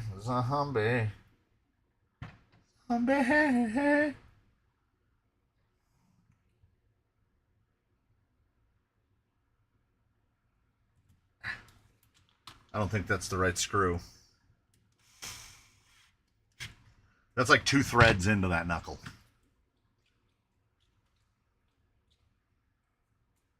That drive shaft angle change is going to be severe. It's a thing. It's a thing. All right, pardon me, sir. All right. If you or one of yours has a child or knows a child who is interested in cars that don't go fast, you know, the demographic upon which I would not recommend that you spend a significant amount of money. I have been cleaning. We do the spring cleaning around. I was digging around through the bodies and the whatnots. All right. So mostly I was getting in the bins, and you all know how I feel about this, right? G4P, y'all know how I feel about the G4P. I go, I'm staunchly in the Mr. Horse camp of, no sir, I don't like it. I found the receiver rattling around in a box, and I was like, well, there you go. And then looking for a body, I found this guy. I want to say it's an RGT. There was one episode about it in the past. And here's the deal about the RGT. So if you know, like, do you have a nephew? Do you have a niece? Would you like to spread the illness? So, this vehicle has no body. It has, come on.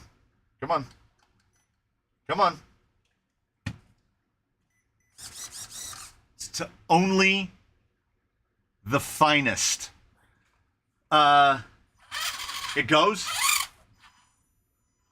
It has a brass Mod 06 pinion in it. So here's the deal. This vehicle needs a body. That's the only thing it doesn't have. So I think this is a 328, right? Yeah, it is a 313.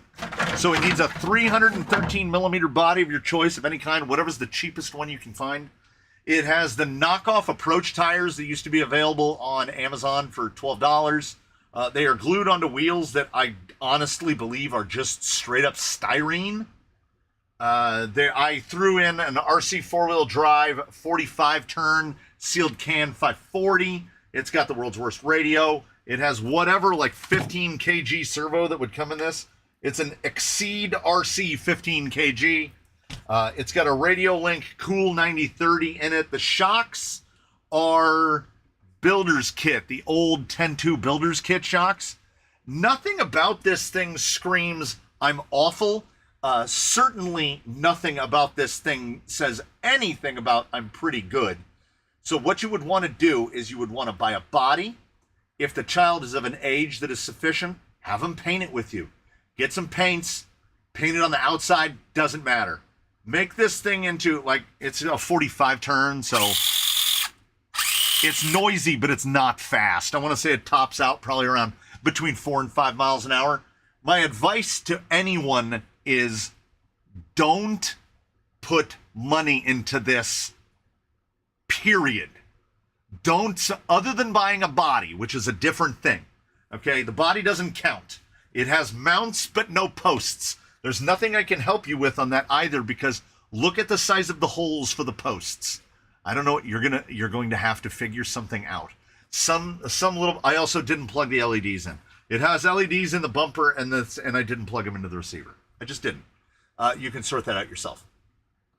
So this is the perfect rig to give to a small child. It's not fast enough for them to get into trouble. It's almost slow enough that you can actually, let's go. It's, you know, ooh, Starsky? A little bit. It definitely is what it is. I've got a body and a 10-year-old. His birthday is August 14th. All right, y'all's going to have to work pretty hard to beat that. Jordan Kennedy with the 10-year-old with a birthday 12 days from today. That's pretty solid. Jay Leeson has 2 kids plus me and only 1 rig, so we can't all play. My sister's the same. Oh, he's trying pretty hard. Jay Leeson has a big wall that he has to climb over because he lives in the United Kingdom.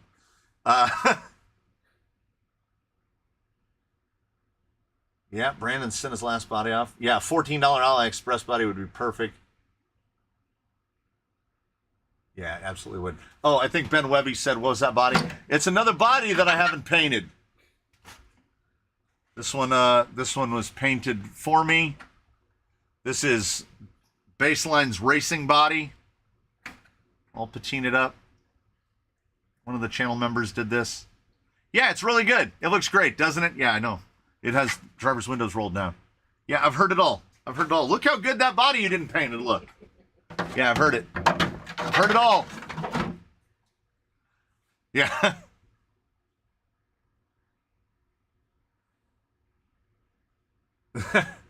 Yeah.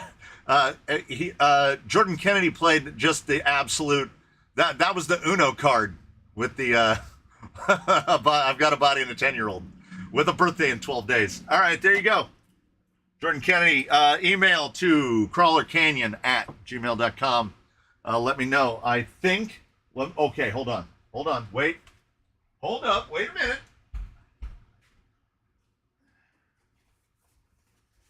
All right, I just make sure there's nothing showing. Here is the box that my last A-main order came in. Let's see.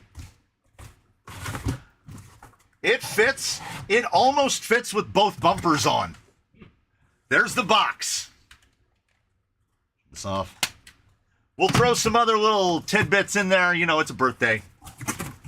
So I'm in Canada, but I have a ship station address in Washington. That is perfection. That is exactly what I needed to hear. Because shipping that to Canada would cost significantly more than it's worth. I mean, maybe not compared to the joy in a child's eyes, but I don't know. Yeah, it's one less thing in here. And for that, I am... Well, I didn't talk that, did I? Yes. I'm the tire foam guy. All right, if you get a ship station address in Washington, I think I still... Hold on. Hold up. Wait a minute.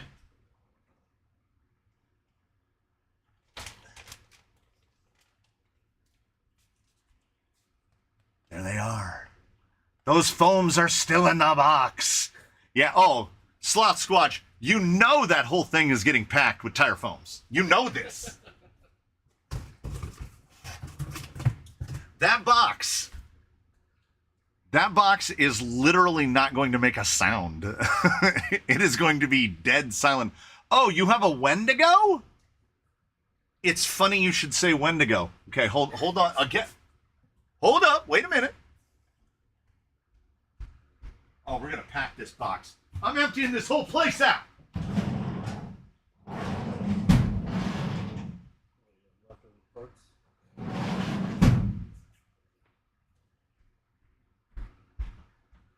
So these are Wendigo, yeah? The TSL Bogger Swampers, these big guys?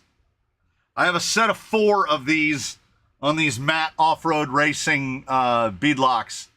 If you wants them, let me know. They go in the box. I have 4. I only grabbed 2. But if these tires will fit you, I need the space in the drawer.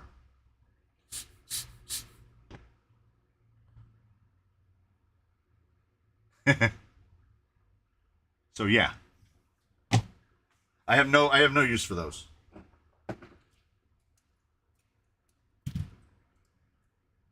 I need to.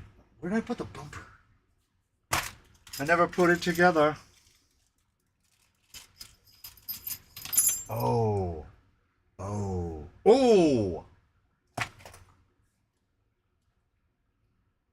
Okay. All right. We'll just lean it down.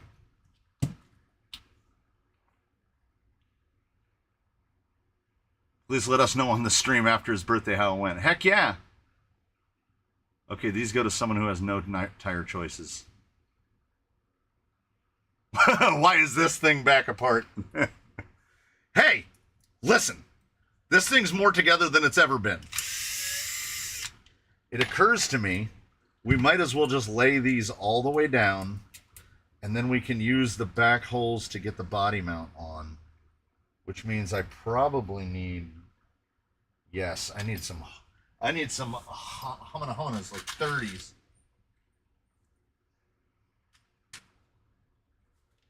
We're going to make a move. No promises. But I think we're going to make it move. Goals.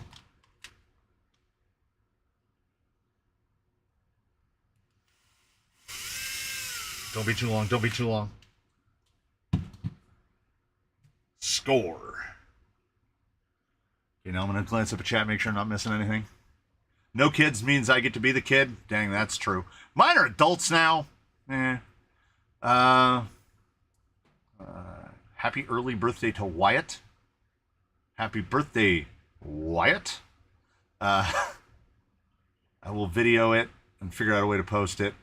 I'll take a signed tire foam. I will say that I want Toothless as I named him after you're done.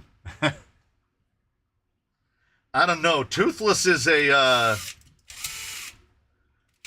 Toothless is something of a favorite, you know? Like, he's real good.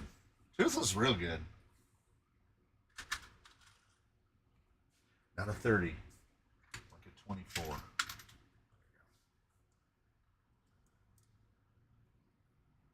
No, 24 is way too long. How about a 16? It's probably a 14. I could have consulted the little manual. I still have it over there. By manual, I mean sheet of paper. But by over there, I do indeed mean over there. You know, you don't have to give it. Oh, no. No. Trust, don't make me not give that away. I'm getting rid of the electronics. I'm getting rid of that vehicle. More room is more room. I just broke a fingernail. More room is more room.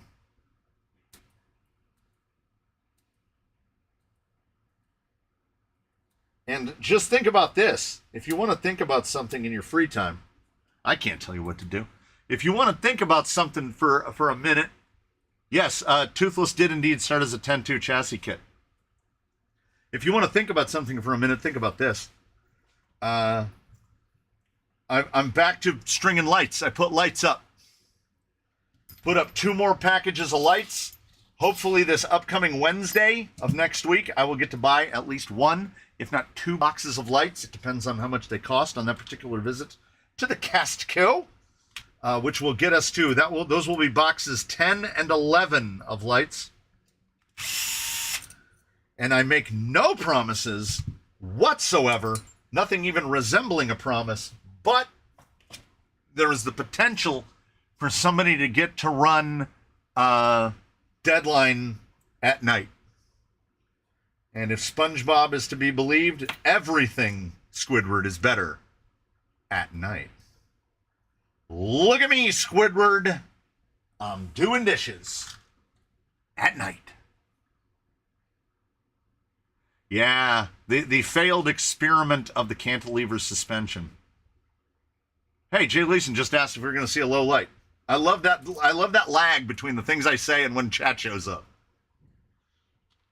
Also, with ads playing what appears to be constantly, I think I can pause them. If the ads become really bad, let me know. Because I know it at least appears that they're still doing the thing where they're not hitting everybody all at once. And as long as we're not hitting everybody all at once, I think it's probably okay-ish. I don't like these. I don't like those. I like the other one.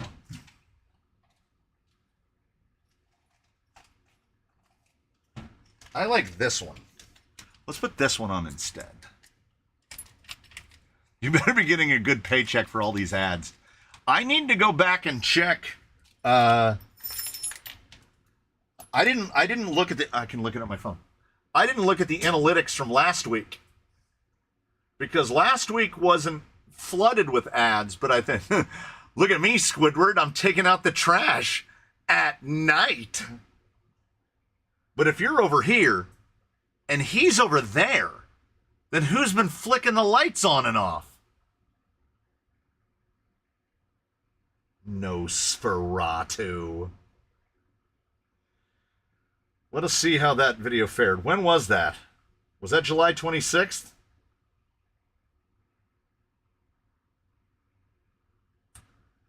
How do I get to analytics of it on my phone? Okay, all right. Do we just need to pause the ads? Okay. So let's see if it'll focus up. There's my revenue from last week. $3. $3. Okay, let's let's compare that to the video from the week before. $2.74.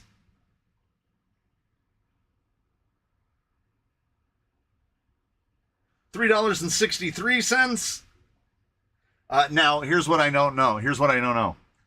I get the feeling that the way YouTube does the analytic, they only talk about people watching it after it was streamed. So I've made $3 since it was streamed. I don't make money on these. Yeah, didn't get any ads last week, been bombarded by them tonight. I'm never even seeing the thing up there. I have to start watching a lot more closely because they give me the opportunity to skip. And if this is the kind of thing that people have to go through to get $3, but I can't look at my full... Oh, wait, no, I can.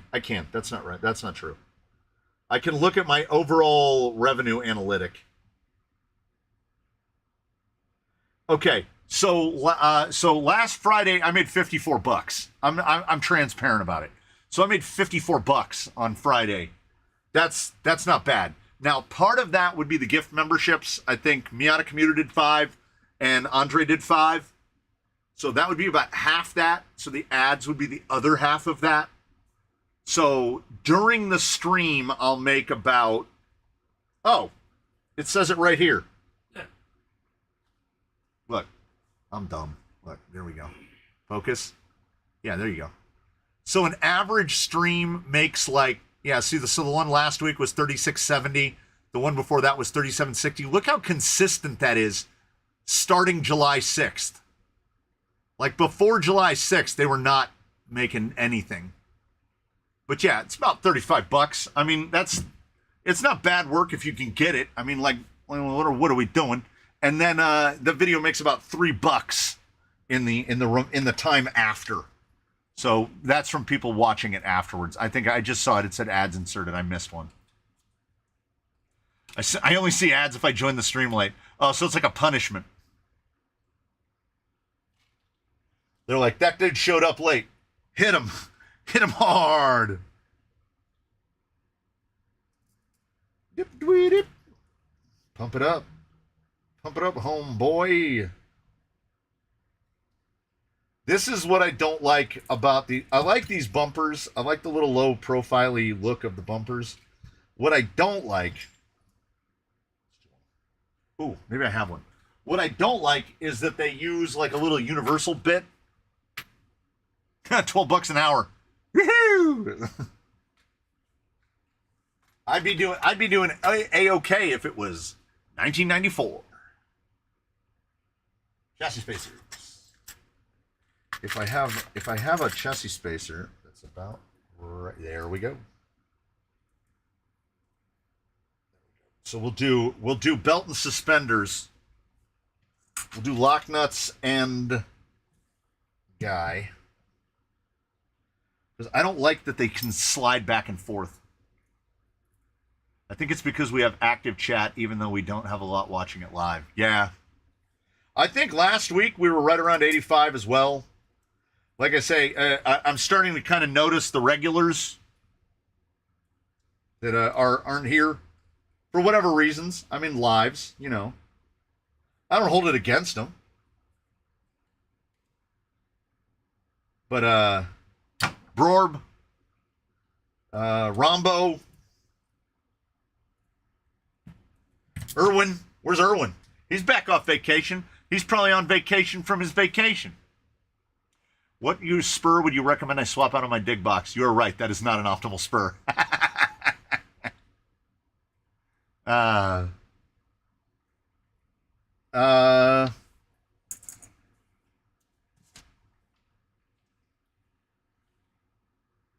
It doesn't have to be an 84, but this is what you want right here. Kimbrough Precision. Those holes will be the same bolt pattern as the bolt pattern you're taking off. Kimbrough 48 pitch. These are your guys. I haven't decided if I want to do Rainbird as 32 pitch or 48 pitch. So I ordered a 48 pitch in case I want to go to an 84 tooth.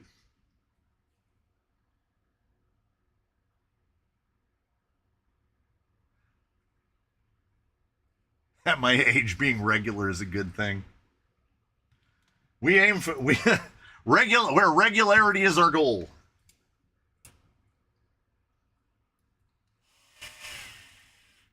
Although, I mean, let's be fair and honest. Everything around here is a little irregular. I am a pair of pants from the Ross Shop for Less. A little bit irregular. Still functional as pants, but a little irregular.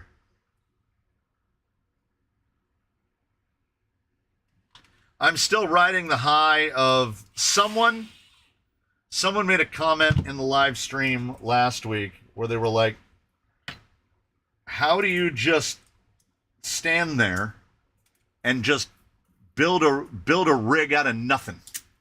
Like you just start and then there's a rig there that wasn't there before. And I take that as a grand compliment. I take that on the same level of compliment as the guy that I met through the bike forums when I was heavily into cycling. And then I went on a group ride with that group and I met that guy in person.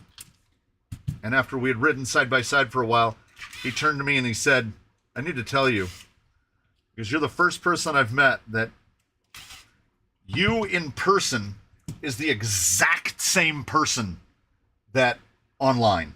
He's like, now I will hear all of your posts on the forum in your voice. Is all because you're just the exact same person. And I was like, I take that as a great compliment. I don't have a persona.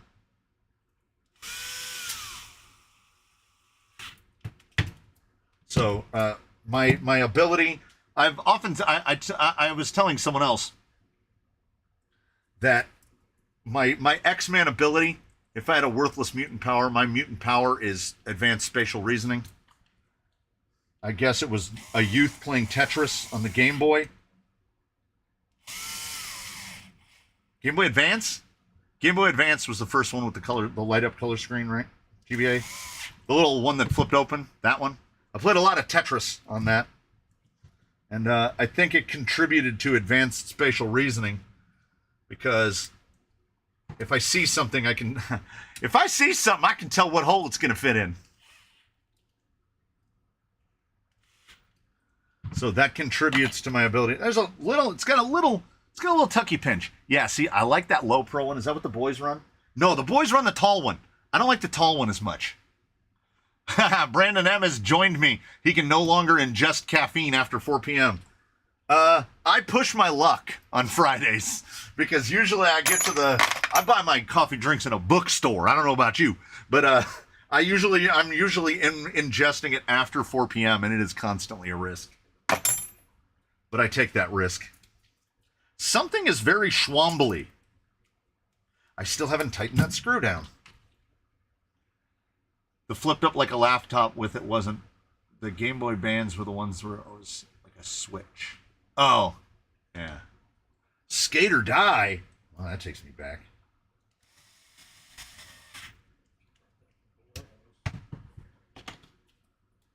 Yeah, a lot less schwambly now. All right, gearbox. Drive shafts. Drive shafts are going to be a problem, I think. Drive shaft is going to be a problem. I think the rear one is going to be absolutely fine. And thankfully, I've got a big dog for it. Because I think this will be one of the longest that I've had to make. Yeah, we are not cutting a lot off of that. But I can get the gearbox back in now.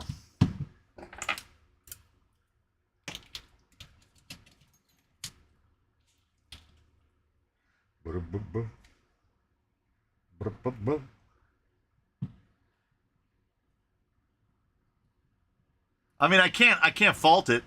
The caffeine after 4 was how I know I mentioned it. If there had been no caffeine after before, we wouldn't be here right now. Because I wouldn't have been awake at 3 o'clock in the morning getting a targeted ad for a TRX-4 Defender on Facebook. And then because of that targeted ad, I bought a TRX-4 Defender from A-Main. And I've been on platinum status, platinum VIP status ever since. To which one would say, well, that sounds like a problem. To which I would respond, you've got a problem. Any suggestions for drilling out of drive? Okay. Chef, set screw, that's a 1.5. That sounds like a poem. Any suggestions for drilling out of drive? Chef, set screw, that's a 1.5. I don't... I'm trying to figure it out. For drilling out a drive, like, are we talking drilling out a drive shaft? Like drilling out that? I'm going to need that rephrased in the form of a question. I don't know, apt drive chef.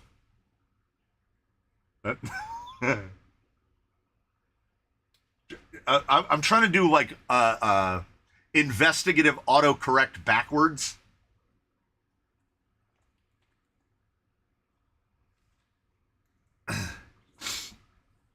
Drilling out a drive set screw that's a 1.5.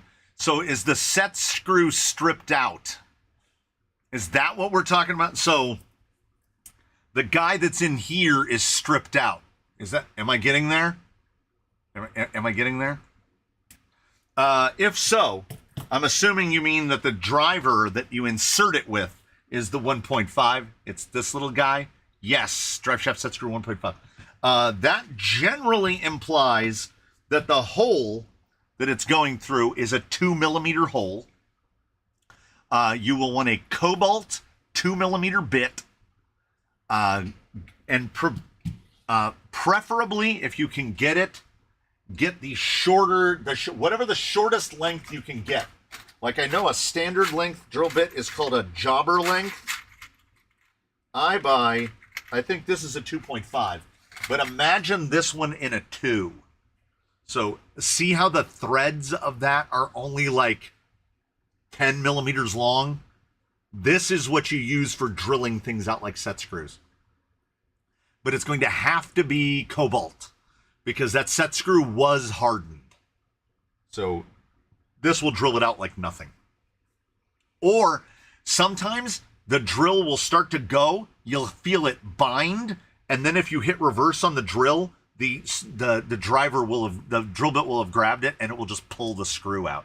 So you can either drill it out or sometimes if you get lucky, pull it out.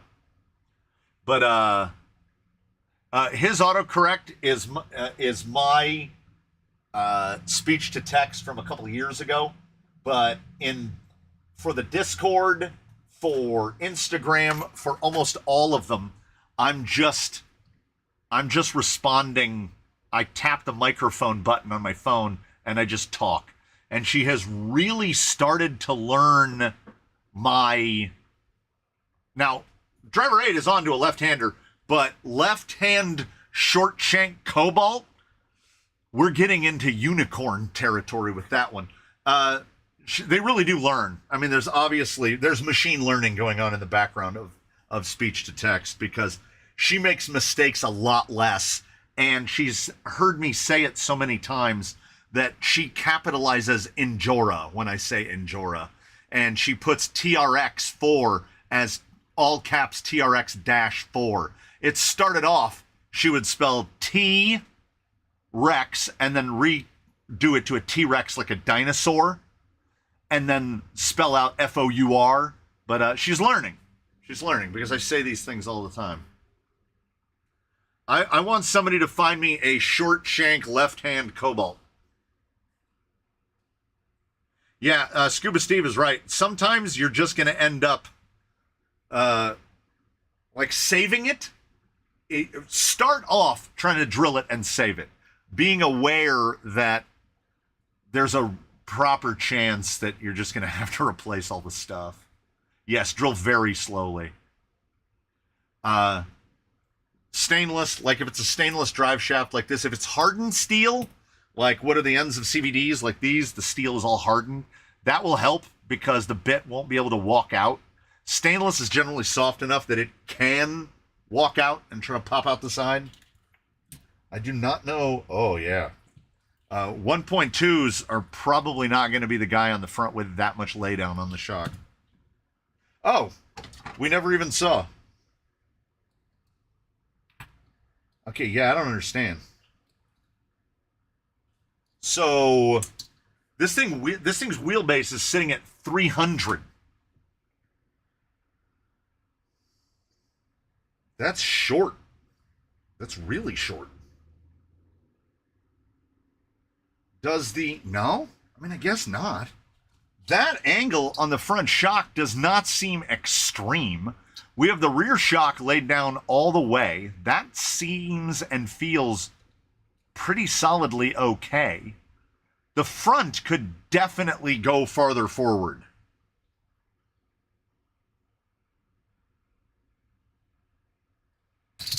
I don't know, though. I don't know. I think if I assemble that element link that I had previously, I can get a drive shaft cobbled together. If I can find it. Getting a drive shaft short enough to get on the front of this without a cut length is going to be rough. Getting ads every 10 minutes or so. Okay, I'm just going to pause these.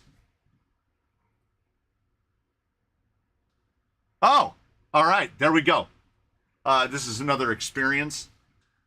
When I clicked pause ads, it will pause ads for 10 minutes.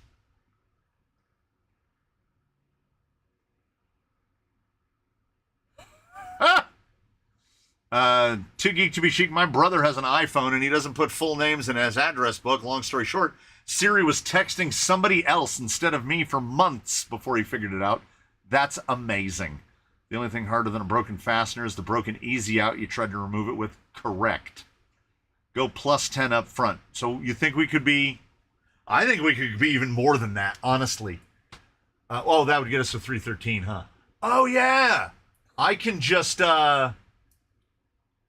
take whatever that length is and just add 12 to get to 313. Yeah, that's a good idea. What gear ratio is in the tranny? There are 3 gear ratios on AliExpress. I have no idea. I didn't even take it apart. I just mounted a gear. I just mounted a motor to it. Will that transmission work with centered diffs? Well, maybe. A definitive maybe, but like you see, those two are better from the bottom. Those are straight in line.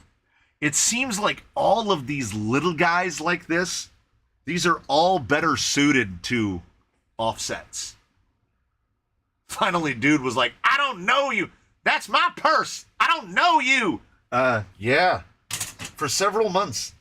And, like, at no point did he have, like, a discussion with you and you had no idea what he was talking about. And you're like, bro, what are you on about?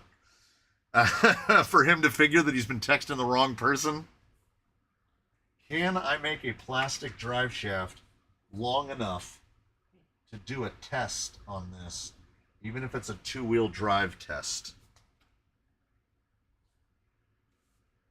I can't find the little stubby piece that I use to make my super short element shaft. Found it. Nope. Thought I found it. Yeah, if I go 10 longer in the front, I can easily get a front drive shaft on this. There it is. There it is. Now what I am doing is running out of drive shaft ends. Let's see. 63mm drive shaft. Oh, that's short. Is this one chassis about to become the star of 3 different live stream builds? Sir, no, sir. This thing will be on Sunday's video. I got lights. If it takes me all Sunday to build it, Sunday night it will be in a video.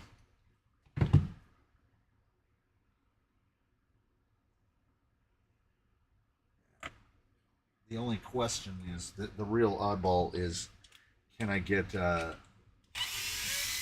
shafts figured out?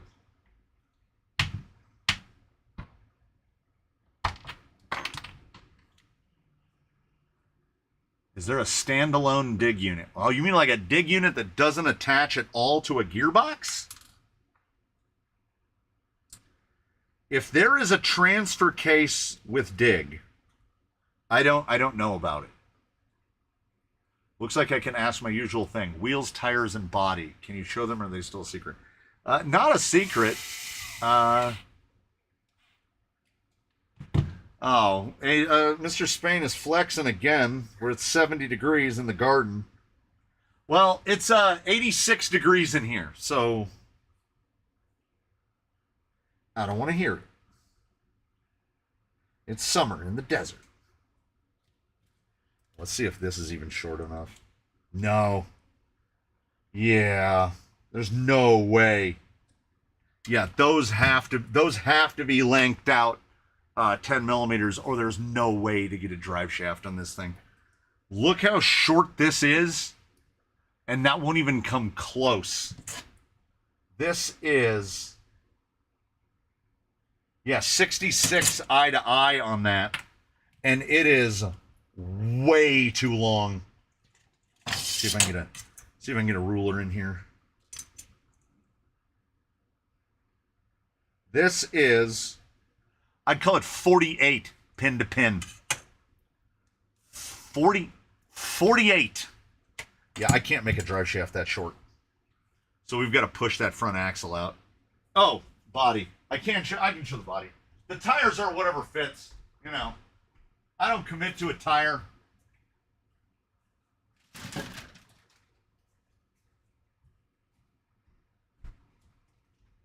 Whatever works. I got some Tusks. I got, you name it. I got pins, Hyrax, Baja Pros, Canyon Trails.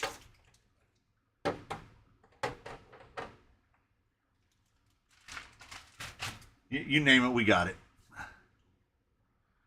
That's the 7080 front links. Hey, there you go.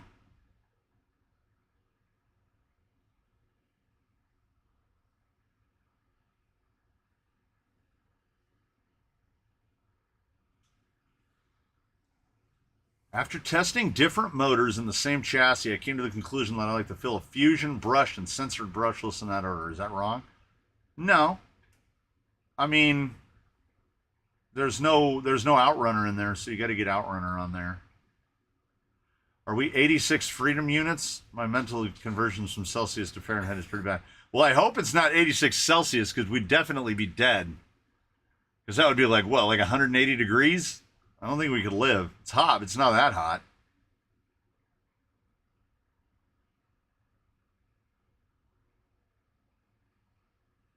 Put XFX in my base camp Zoku and had to use a very cut down drive shaft from a Sendero. Yeah, this guy, yeah. I mean, you can see that the axle needs to get nudged forward. Fine, be that way. I don't care.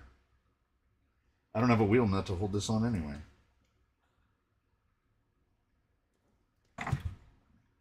Maybe I should, you know what? You know what? Maybe I'll get one. Yeah, the humidity here the last couple days has been untoward. We're getting it again. I mean, on a good day, a swamp cooler is good for 20, 25 degrees. Not when it's humid. Be like 10 degrees difference. I cook my tea at 186. You cook your tea at 180 degrees Celsius?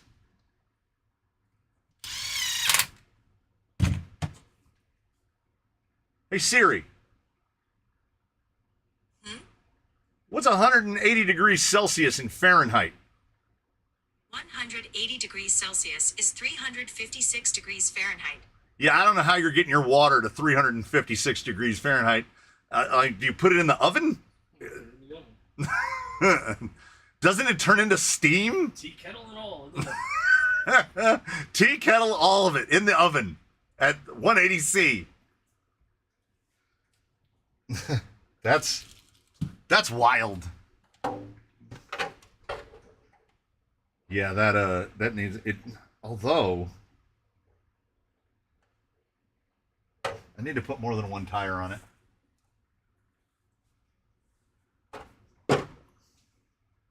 And here I am over here,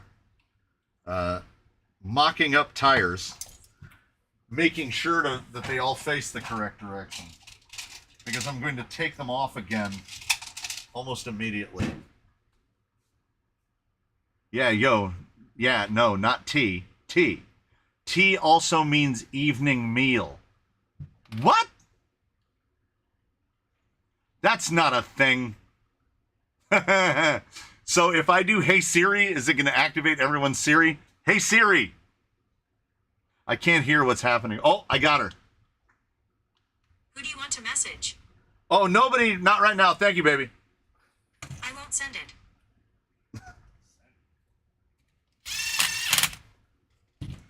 Does anybody remember anybody who's in the by the way, so they call an evening meal tea. That's crazy. I always just thought tea was times of the day when you drank tea. This tea tastes like iron for a reason.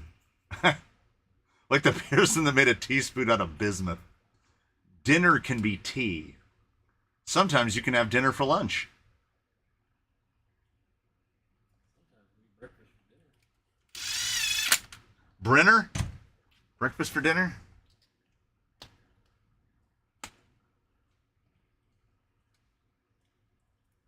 It has occurred to me. Oh yeah, it's really cartoonishly short. When you see it like this, like that looks really small. It's 7 inches between the tires.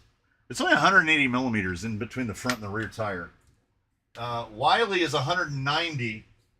The twins are about 208 between the front and the rear tire. Oh, did somebody get an ad immediately? Yeah, those tires are really close together. It also has a real rake. I did buy some wheels. I don't know if they're for this guy specifically, but I just know that I saw them and I was like, ooh, I gotta have those. So he will probably get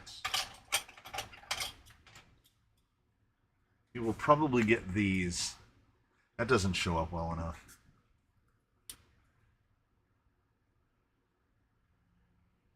Like, look at, oh, he's like Aurora Borealis. Oh. So when I pause the ads for 10 minutes, we got no ads for exactly 10 minutes? That can't have been 10 minutes already ad. Yeah, all right, I'm going to pause them again. Look. As a guy in an alley once said, hey, $30 is $30. But still, I don't want people to have to watch this many ads for $30. You're going to end up with the front shocks going all the way forward. Yeah. Yeah. Oh, no. The British are talking about beans on toast.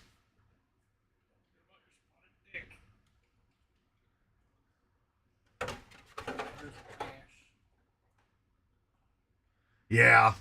When you get the rear tire lined up where it should be, it's pretty clear that the front tires need to go a lot.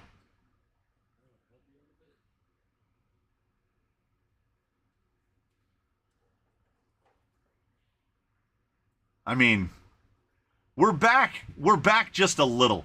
Now the bumper is all the way in there because I have the bumper all the way back. It's all the way back against the chassis rail. It could actually go back a tiny bit more, but yeah, when those are lined up, we're going to have to carve this thing up. Or just mount it higher. I guess that's also an option. It's sitting on the rails. Oh, TRX-4 box. I got to see if we have any body mounts.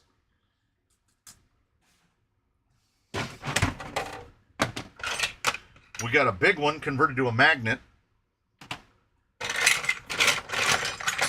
Let me guess.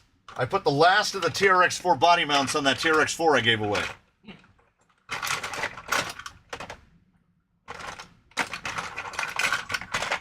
I gotta cut one.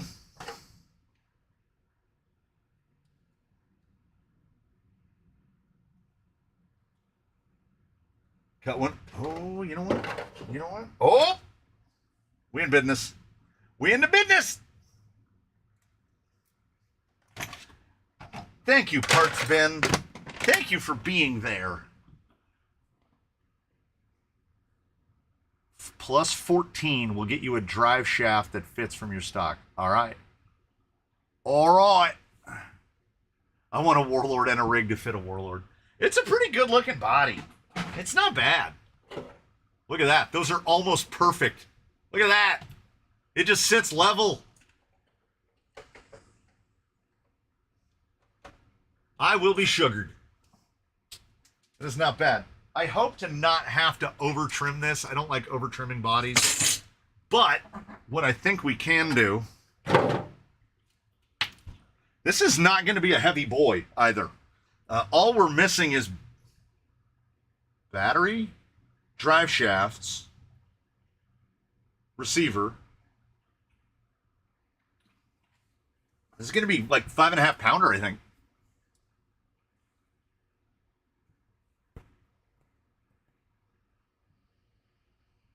Needs light buckets so you can do a night drive. I just cleaned out my bin of light. We could just put light bars on him. When I paint him, I can just put a decal here and then put a light bar inside the grill. I'm not too deep into the like how scale accurate we can get it. Okay, fronts are 70. Write that down. And lowers are 70. Uppers are. This means I have to take the gearbox out again. 64. Now I need to write that down because I already forgot the first number. 70 and 64. 70 and 64. Okay. I need a pen.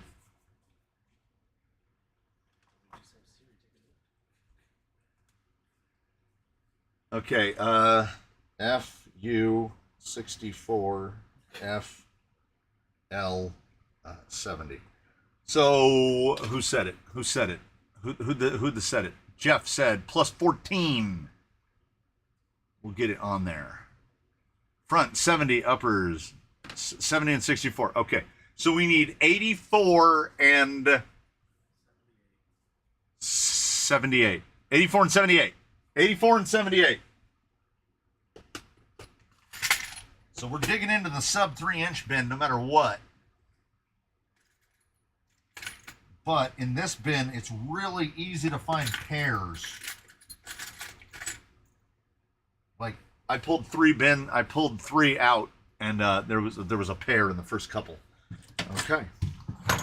So will this make a 70 or will this make an 84?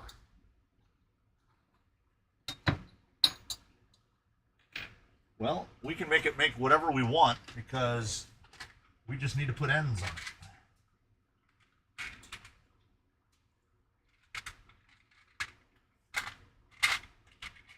Grab some questionable quality Mias ends. At least I think they are.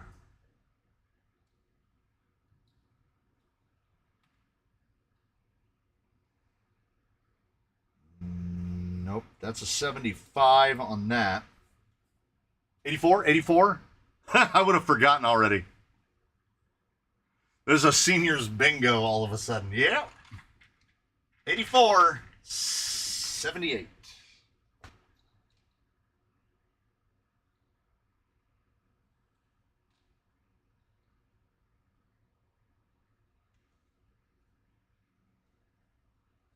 I keep nudging it to try to make it be what I want it to be, and that's not how it works.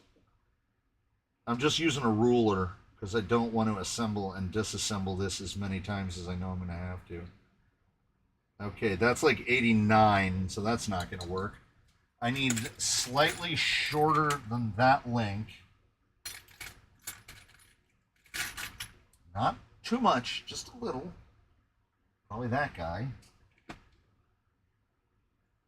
And I found a pair already. It's so hot. I am really getting hot. How is that a shorter link, but it's still like an 88? No more math live streams ever. Oh no, we're not going back to math. We're not going back to math. Long Traxxas ends may help. True. I was hoping to be as lazy as possible in one of these situations and just rebuild a link without removing the existing links and reusing their CRUDs, but I don't think that's an option. Also, I should be able to measure on these what their exposed length is. Because these rods are short. Proper short. Woo. Ow. Ought to not have done that. You gotta hold it.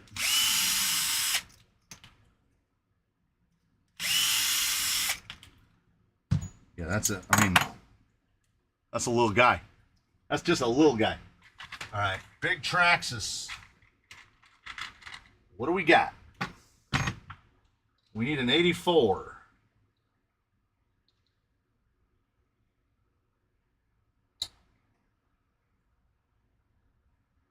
Okay, big Traxxas with the upper might get the 84.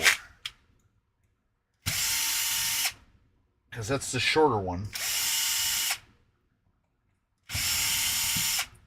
So glad I mounted that gearbox. It was my hubris again. All right, so if this is the link kit, then how are we like 10 millimeters? How are we 14 millimeters short? I don't think I did anything. The rear links appear to be dead on correct. Look at that thing. That's too small. Obviously, clearly. Source some 7.5s for my fat rig, and I can move the Cougars to another place. I would love to get a Warlord body.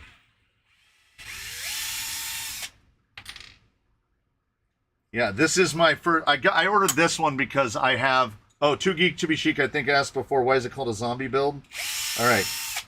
So this OMG 80 kg was sent in from. I caught it. Oh yeah, I saw it this time. The ads begin the very second you click. So there was 14 seconds of no ads left, and the ad countdown started already. So yeah, when they say delayed for 10 minutes, they mean 10 minutes exactly. Yep, there it is. Okay. So somebody sent the OMG, and it made some horrible death rattle sounds on the servo tester, but it appears to still work, so we don't know if it died on the inside. My buddy Mike had the 2000 kV Yellow Jacket in a TRX-4 LCG build, and something happened, and it got so hot that you couldn't physically put your hand on it, but it still kind of works. And then the Crawlmaster V3 is supposed to go in the V1B bugger build, and it was glitching violently, is the term I would use. And we could only get it to work in certain configurations with certain stuff attached to it. I tried it with like 4 different radios. I tried it with different servos. In some situations, it's just not happy. So it's not officially a zombie, but it's a little bit kind of a zombie. Yeah, OMG with a horrific click. Yeah, pretty much. I've lost the 7. There it is. Okay, so I've made an 84, I think. I'm gonna put it on the apparatus to see how close we got. If it's an 83, that's fine. Okay, so this is the upper with 2 JADOs on it. It is too short. It's 81. Wait. No, I'm not centered. I need to put some graphite on my RPM shockifier. 82. Are we okay at 82? Or should I just back one off a turn? 82. Now, to try to build an 70, it would have to be a 76 if I stay at 82. Okay. Maybe shorts on the other one? We will see. We will see. So if we were going for 76... Yeah, I think the universe... I don't know if this is what the universe wants, but it seems to be what the universe wants. Because... Oh, did I miss that? Good afternoon, sir. Thanks again for promoting my body painting. Had a guy reach out for a paint job. Nice. Nice. More people should be reaching out to him for paint jobs. Because he does it real nice. To the point where it's, infuriating. That's the best looking body I've ever seen. Did you paint it? No. Thank you for asking. No, I didn't. But I'm not bitter about it at all. No one's ever said, boy, did you paint that one yourself? It's okay. It's all right.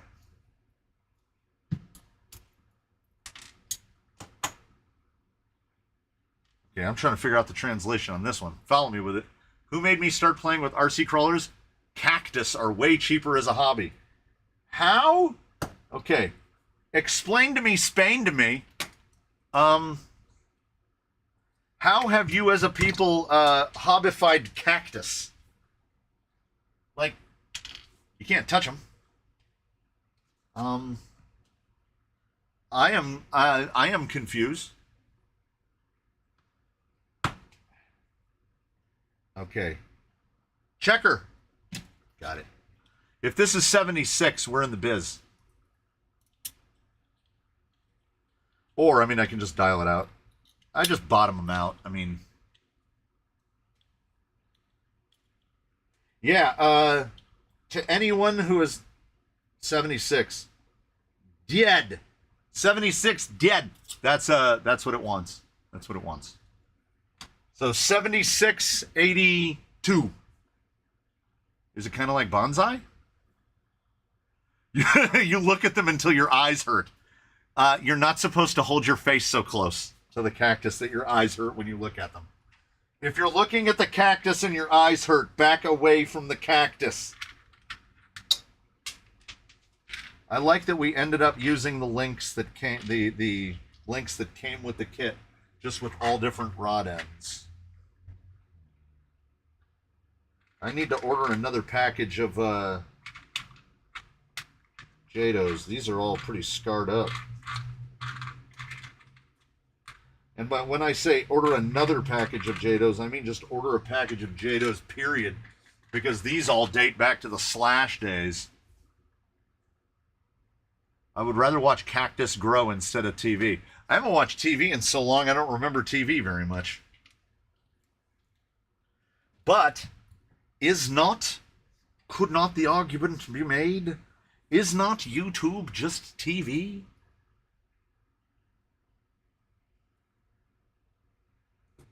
There are a trillion different cactus. I don't know. A trillion is a big number.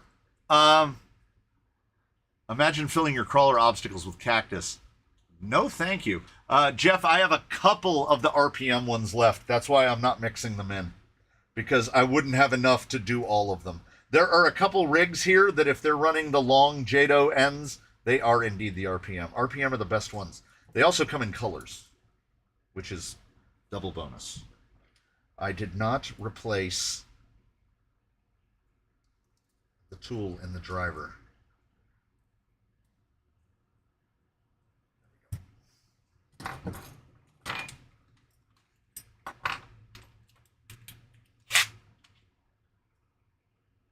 I have incoming cactus photos tomorrow. pretty good. That's pretty strong.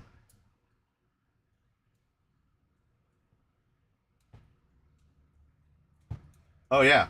Hey, how come I can't get that screw in? Well, you can't get that screw in because the links on the other side are dramatically shorter than the ones that you're trying to install, you dingus.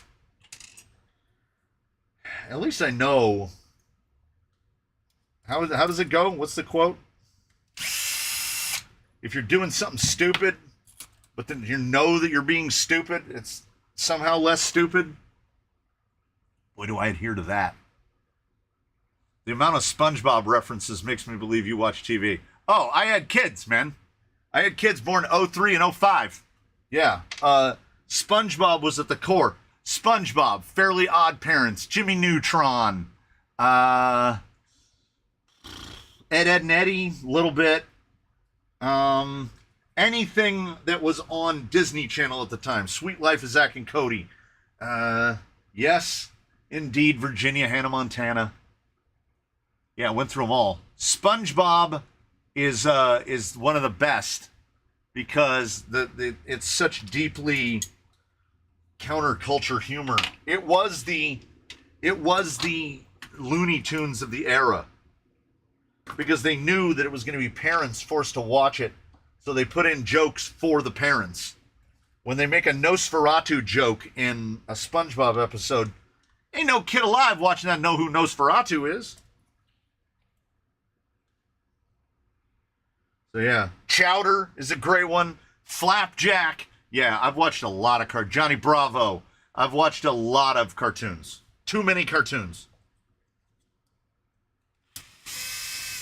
And now, I mean, my wife is a binger, so she's burning through Grey's Anatomy again. I think I mentioned before.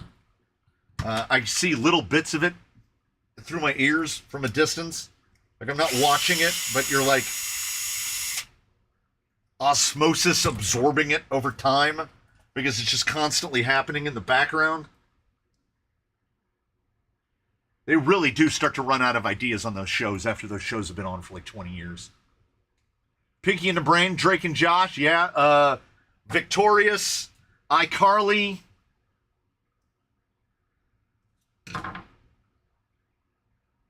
And I can't, it's easy as a parent to blame your children for the fact that you're watching cartoons.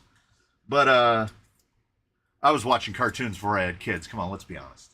Let's be honest about it. Batman the Animated Series is one of the greatest cartoons ever made. Ren and Stimpy. You idiot. The bona fide asthma hound Chihuahua. Chowder is absolutely, I'm not your boyfriend. I'm not, and then God's just up in the clouds smiting people. So good. Early programming of the young mind. You could ask my kids about those cartoons today, they wouldn't remember any of it. Don't forget to move the front shocks before you put the transmission back in. Oh, yeah. Yeah, you're not wrong. You're not wrong. Stop. Listen, did you say ordinary show? Do you mean regular show when you say ordinary show? This guy had the opportunity to change his name and he changed it to Trash Boat. Trash Boat!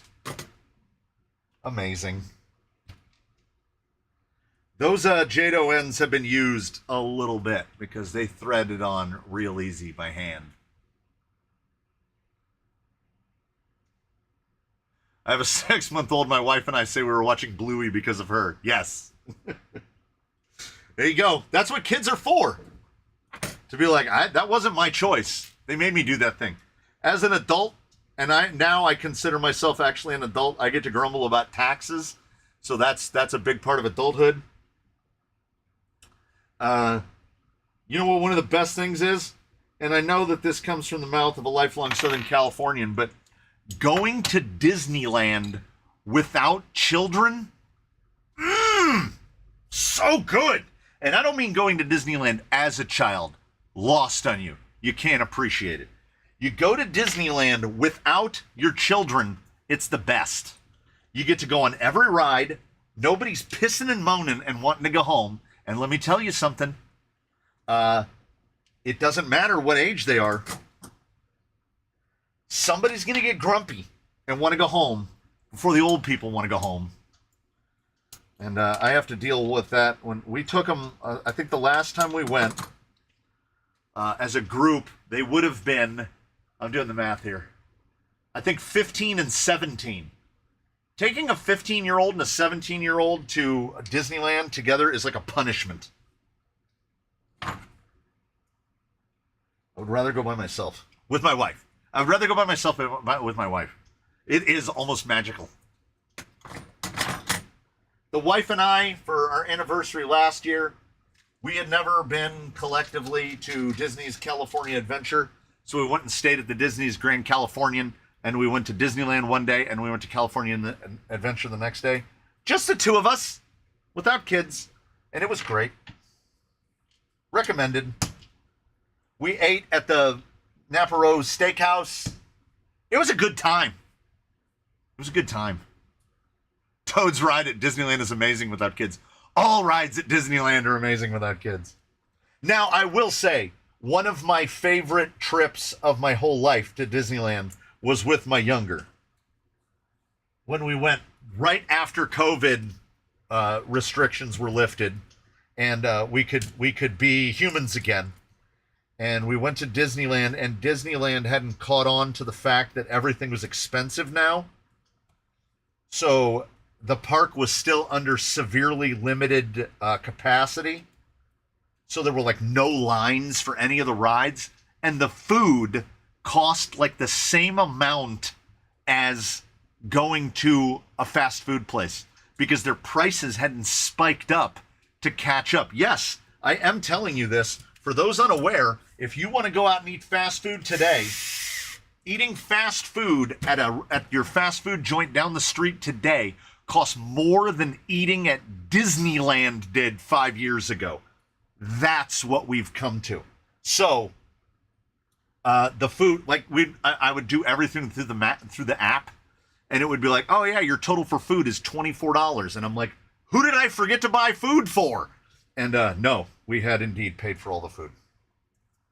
It was a good time. One of my favorite trips to Disneyland in my whole life, and my grandmother was a shareholder and an annual pass holder, so I've been to Disneyland too many times for a normal person. A zero number of times for a crazy person. My buddy's wife is a crazy person. Before they messed with the pass system, she used to go to Disneyland like 200 plus times a year. If that doesn't seem crazy to you, then you guys should hang out. Erwin's showing up at, is it tomorrow in Belgium? Is it almost tomorrow? I thought fondly of Erwin over there in the faraway land as we had gone to the place of inexpensively made Scandinavian furniture, the IKEA, and we returned home from the IKEA with the bag of Swedish meatballs, which I could have sworn were named Köttbullar, but now it's like a different name. Anyway, the gravy was a product of Belgium, and I thought, oh, that's where Erwin's from. I know a guy on the internet that's from Belgium. That's where this gravy is from. Yeah, 200 times a year to Disneyland. Hey, the Sweden guy showed up almost just before tomorrow. And Shaker MT showed up. Why is Shaker MT's name Gray? Like, he's been a channel member. I think he's literally like channel member number 3. I don't understand how YouTube works. I don't pretend to understand how YouTube works. Changing the front end. Hoping that drive shaft fits with 12 millimeter long links. Longer links. Crossing our fingers and toes. I feel like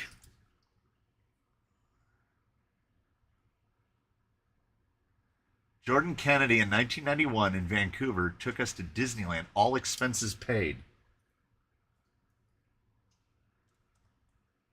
and had a wicked fake ID. Nice.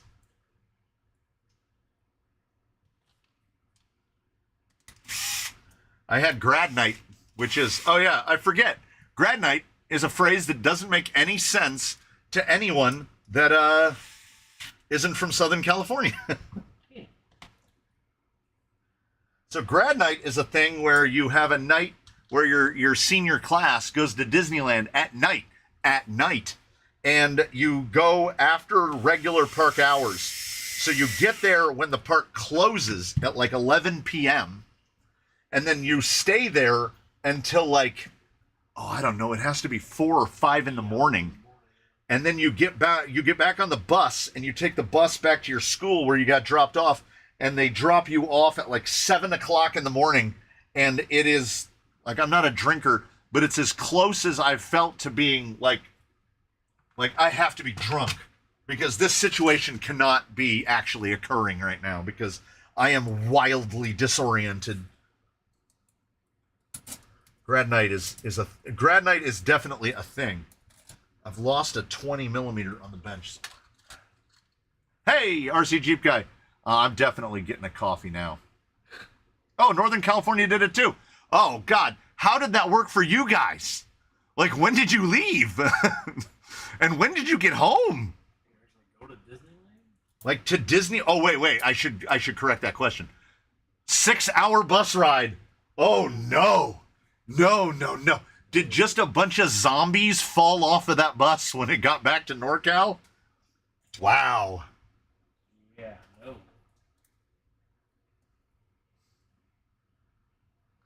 You have that's Mr. Rombo. That's not even all of them. Every time you open, as you might know, every time you open an MIP package, there's a sticker in it, and we opened a lot of MIP packages. Oh yeah, he told me to move the shocks, and I didn't. So yeah, that is really, we're on the zero droop diet right now.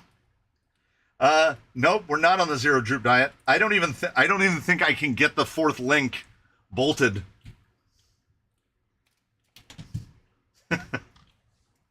Yeah, buddy.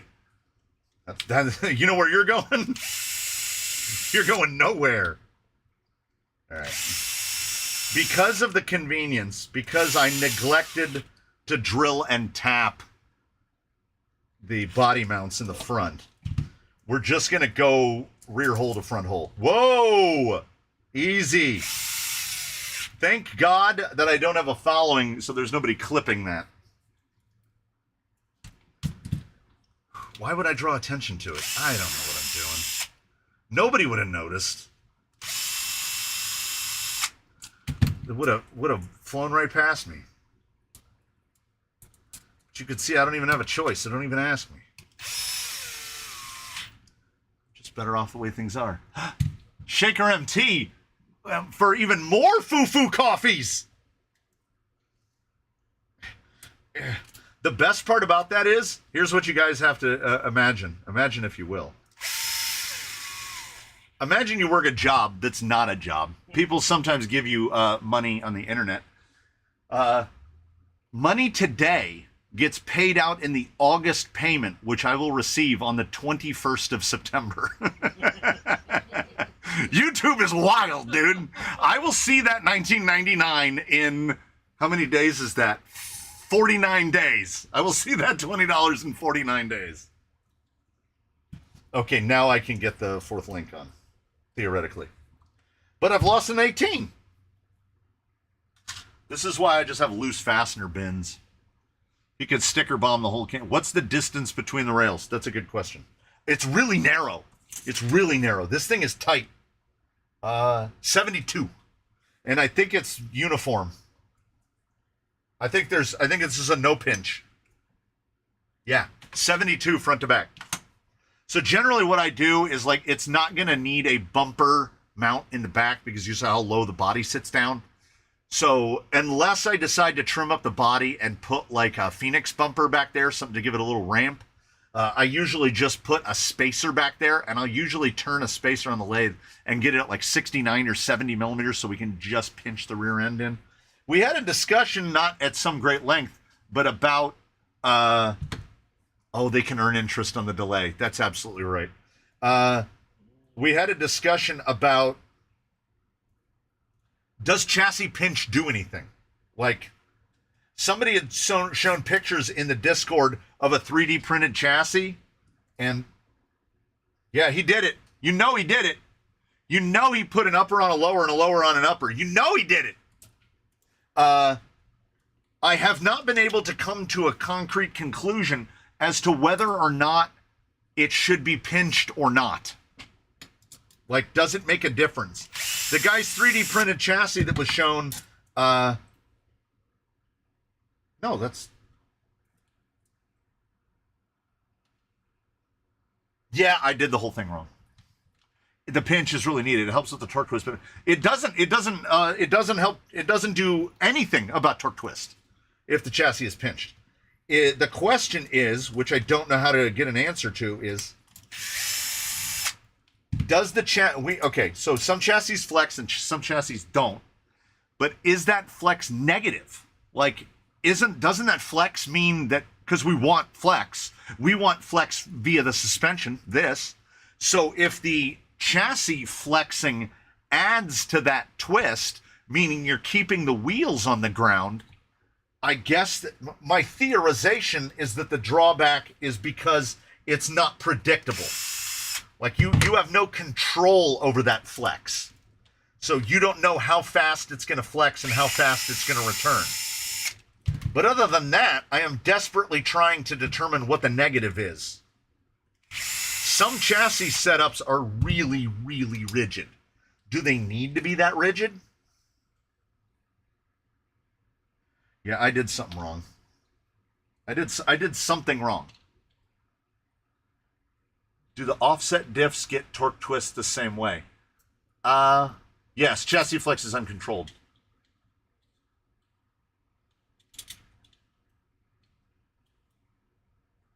But does not chassis twist or chassis flex, let's call it chassis twist, does not chassis twist not begin until the shocks have run out of flex?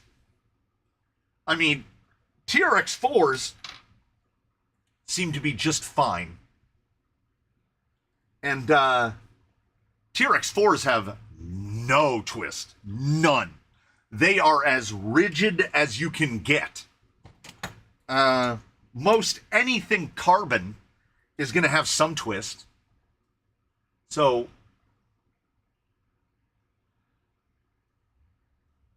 yeah. Pinching triangulates the chassis and stiffens it. But to what effect? What is the net of that? Because this is where theory and practice collide. 29. Yeah, I think I had them backwards. So if the chassis is stiffer, aside from twist being uncontrolled and something that you don't really have control of, is it negative though? Like, is it okay? Like, this goes back to bike frames. They talk about the same thing. They want bike frames to be able to twist one way, to flex one way, but not flex the other. They want them vertically compliant, but laterally rigid, right? So you don't lose power, because you ride on some frames, like you ride on a steel frame and you really put power through it, you can feel the frame waving like that. So does that happen to this? Is it waving like that? Is it bad? We're certainly not going to get any vertical compliance from the chassis rail. It's a vertical piece of carbon. It's not going to flex at all. Not in that direction. That is definitely one of its strength axes. I would allow a little more wheel clearance for a given skid width.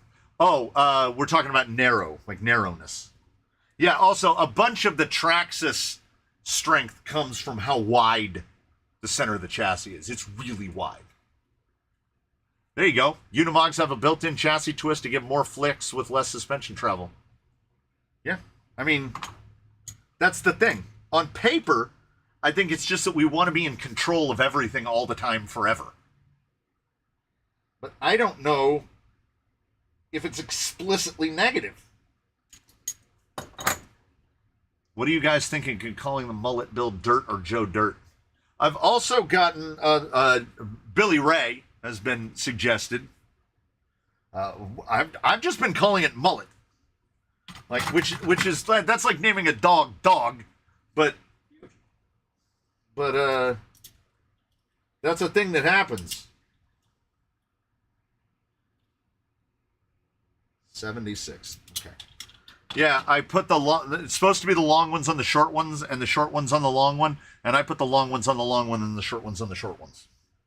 If that makes sense to you, then you've been here for the right amount of time.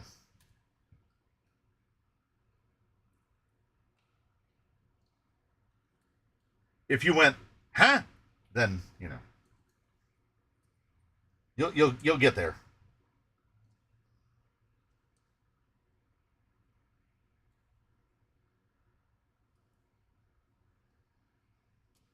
And if anyone thinks that I know how to draw something out to make it take to the time, you don't know me very well.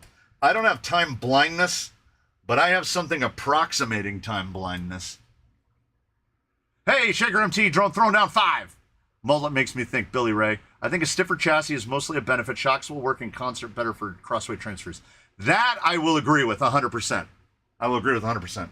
I think crossweight gets a little more out there when the chassis is allowed to. Well, I mean, the chassis is a portion of the suspension no matter what because the links are attached to it. But that isn't talking about, oh, my arms are so sticky. That isn't talking about the chassis flexing. That's just talking about the chassis rails as a component of the suspension. Yeah, I'm just going to get them all tightened down.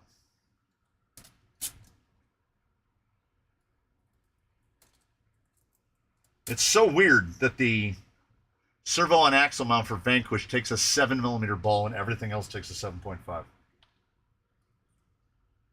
I've never noticed that before. Time ignorance. Yeah. Oh, Sfax. Yeah, I gave away an RGT to a kid. Wyatt? Am I remembering right? Is it going to Wyatt? Wyatt is having a birthday coming up, and he's getting an RGT. We're going to get pictures, presumably. That'll be cool.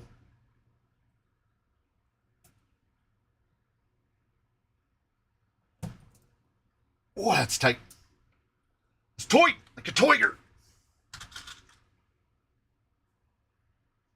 Oh, Jordan Kennedy got a, he caught one of Shaker MT's gifted memberships. Is that 18 too long? No. If the gears are still a-spinning, you didn't ruin it. All right. Okay, that was a little off center driving that one. We'll try better this time. I just know if I put those on conventionally, the stupid nut is going to rub the drive shaft. On fire today.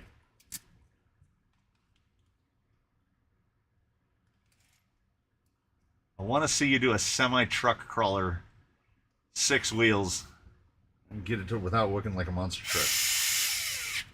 I mean, Jelly Green doesn't look like a monster truck, does he? Now what did I do?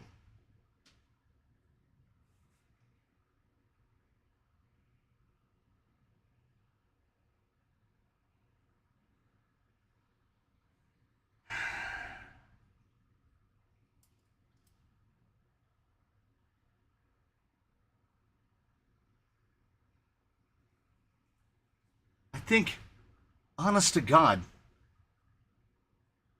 I think I built all 4 links wrong on the first go. I think I built every single one of them wrong. No, that's 82. And that's 82. What is happening is not possible.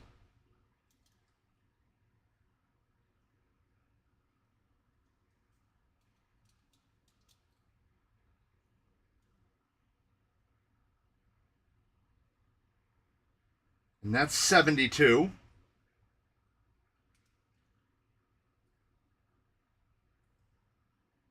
And that is 77.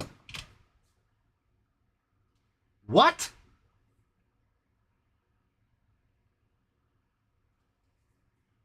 This link is 5 millimeters longer than this link somehow.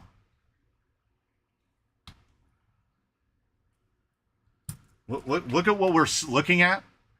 That's 82. That's 82. This is 72. This one is somehow 77.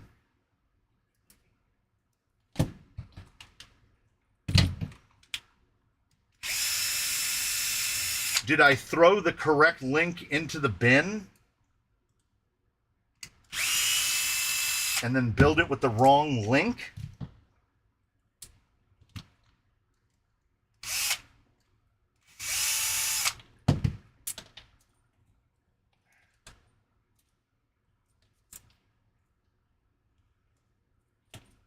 Just unscrewed the wrong link. Awesome. I'm having a day. I am having a day.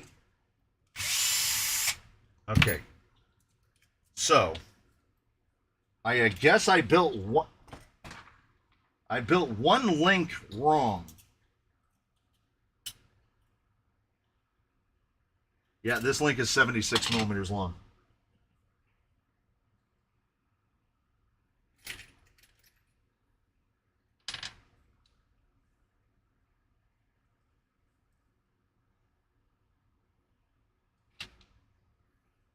Organized chaos doesn't know Jolly Green? How do you...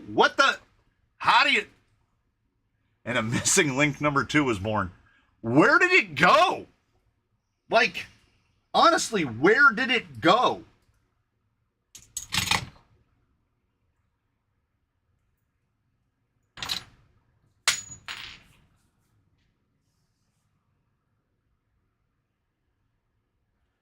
That's way too short. All right.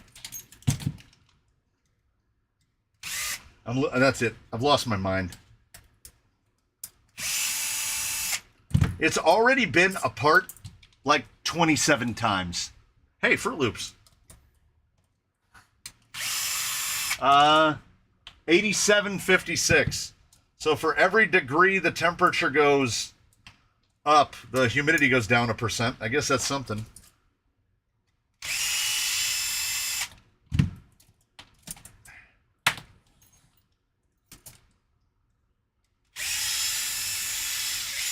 We wonder how I lose all the screws.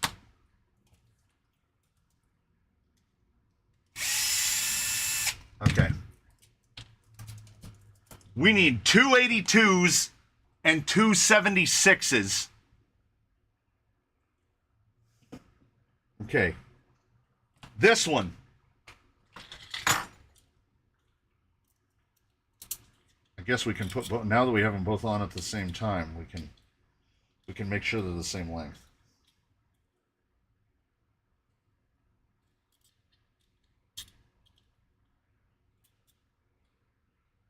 Okay. 82 dead. Those are the exact same length. So I could not have used the wrong piece in the middle. No. They're the exact same length. 282s. See, that's not it. That's not it.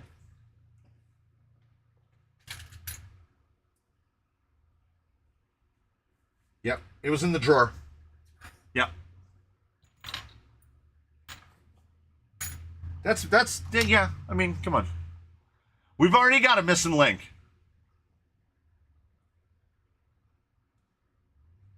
We've already got a missing link, although this guy, the zombie, is definitely missing a link. Let's rebuild the front links 7 times.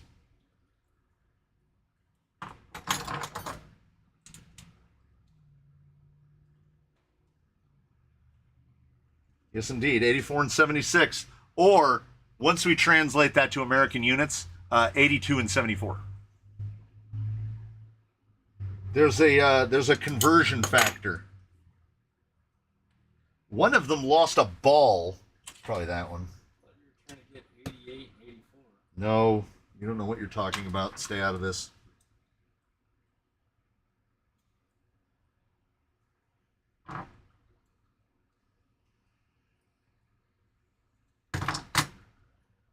Okay, once more onto the eveninator. Oh, Organized Chaos has only been on here for 6 months. Okay. Okay.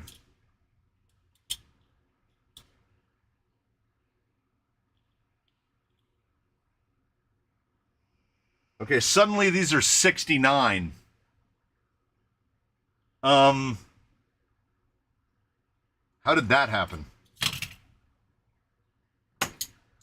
Okay, so at 0.7, we would need to do 1 and 1. That should be 3 millimeters. That should get us 72.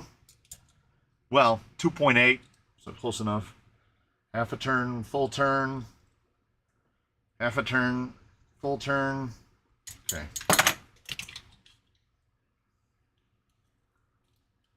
Zombies are often missing parts somewhere.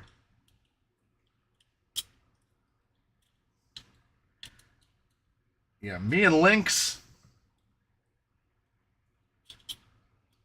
Okay, is my gauge now insane? I genuinely don't know what's happening right now. Okay, so 1 turn on each end at a 0.7 pitch. Yeah, is 1.4. I need 2 turns on either end. The struggle is real.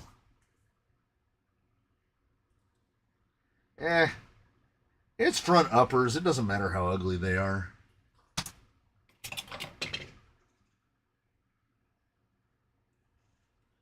We'll just go to where threads are showing.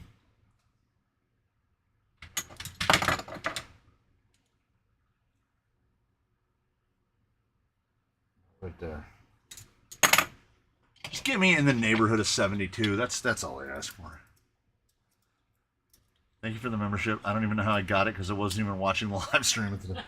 Well, no, Shaker was handing out memberships just a few minutes ago. 72!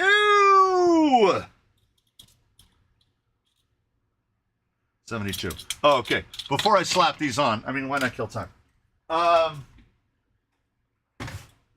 So a 6x that doesn't look like a monster truck. Jolly Green. Scorpios. Traxxas RTs. He's heavy with 2 Lloyds cut apart and put back together. A lot of aluminum. He's not light. I can't hold him for very long. You have 15 minutes left. Yeah. I know. Get back to work. All I need to do is do links correctly for once. And we can put this thing right back together.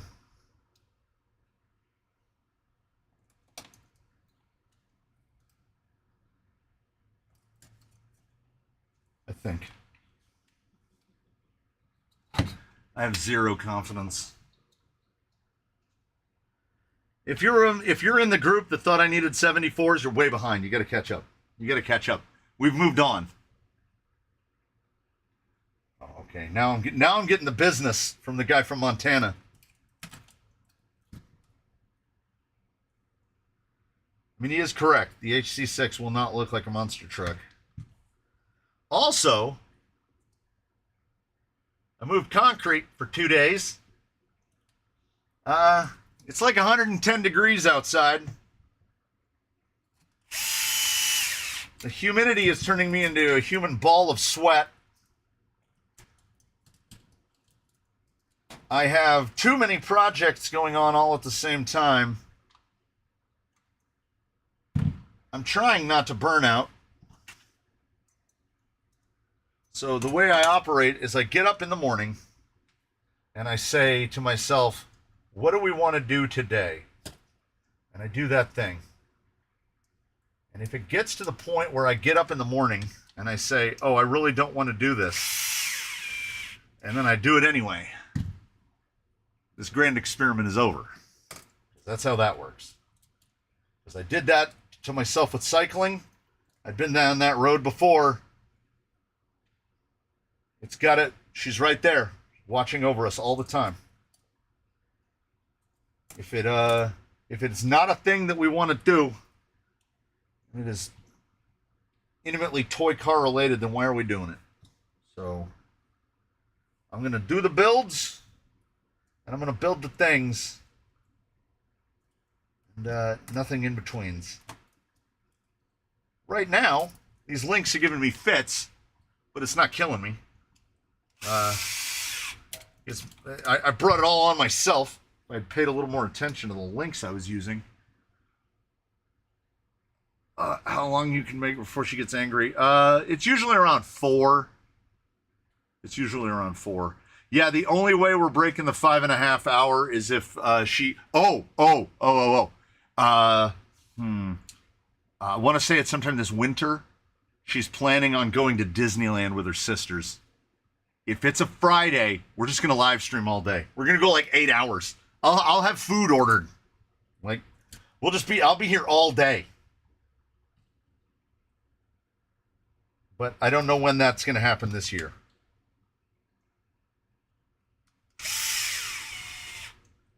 Honestly, as a person that tries, makes some small effort not to leave the house. I don't know, I built a rock thing in my backyard. I can usually move the concrete this time of year up till about 9 a.m. And then it's just... on Wednesday, in the amount of time that I spent moving rocks, I drank 7 liters of water. And woke up and went to bed and got up feeling fine. So I think I stayed ahead of it. And then I hung some light strands and I ran some wire. And I installed a gigantic cabinetto. I think I posted the picture of it on the Discord. Or I forgot.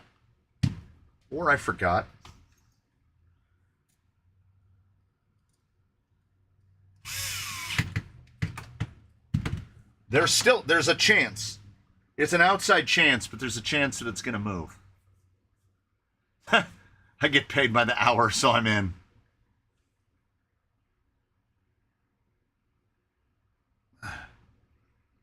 Wouldn't that be gallons? No, it can't be. So, 1 liter. That's how I know how much I've drank. That's why it's great to drink out of a bottle of a known size.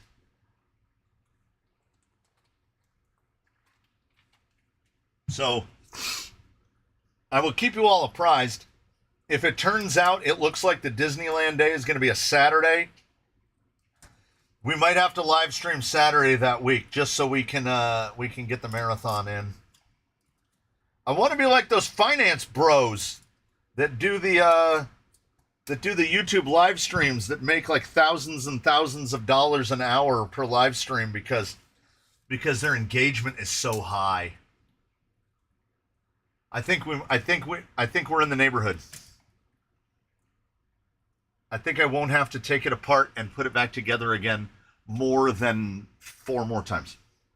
I think 4 times and we're probably good. Because it's already been completely together and completely apart. What are we at? 3 times? 4 times?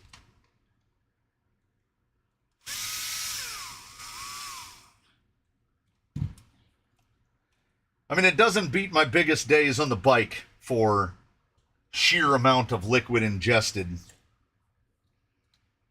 Because it wouldn't be uncommon to drink 3 gallons of water in a day.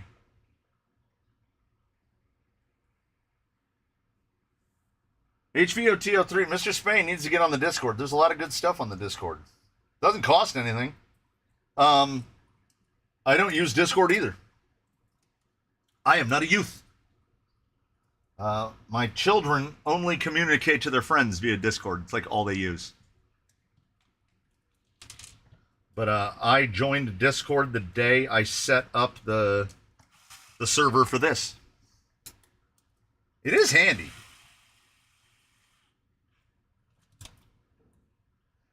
It started to kind of list over to one side, and I almost lost it. I realized it was just the screw was loose. We got all those screws loose.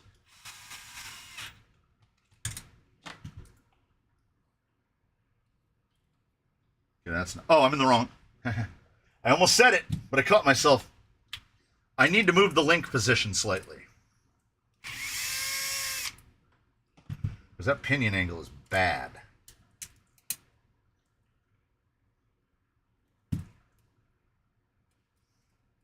Also, this fella here has enough holes that the 3 millimeters shorter in the upper link should not be a problem, because we can just move the link to a different hole.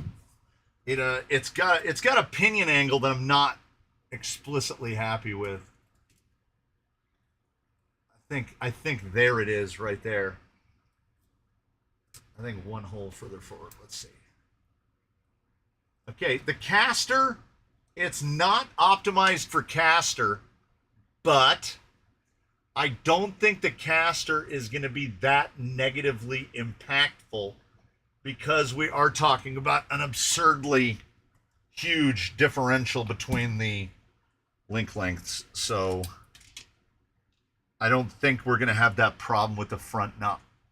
Like the way the front is going to behave after we break over, when it starts to come up over the rock, I think it's going to be fine. Because skid forward, particularly if you get skid really forward like this one, kind of behaves differently. Talking live on Discord, playing an MMO game was weird hearing voices to people's characters. Oh, yeah. Oh, Eric Rombo's calling it. I can dig it. I can dig it. I feel a coffee drink calling me, but if I can just get one Hackbodge drive shaft on the back of this thing, oh yeah, that shock feels a lot better on those. Let us see. Let me slap a tire. Let us see if it looks better under the Warlord. With pretty much every J-Concepts body, I've had to cut off at least that vertical part of the fender anyway. I don't know who's leaving that vertical part on, except maybe Class 1 guys. Ooh, I just got a stitch in my side. Oh, that's not nice. I don't like that. How much have I sweated?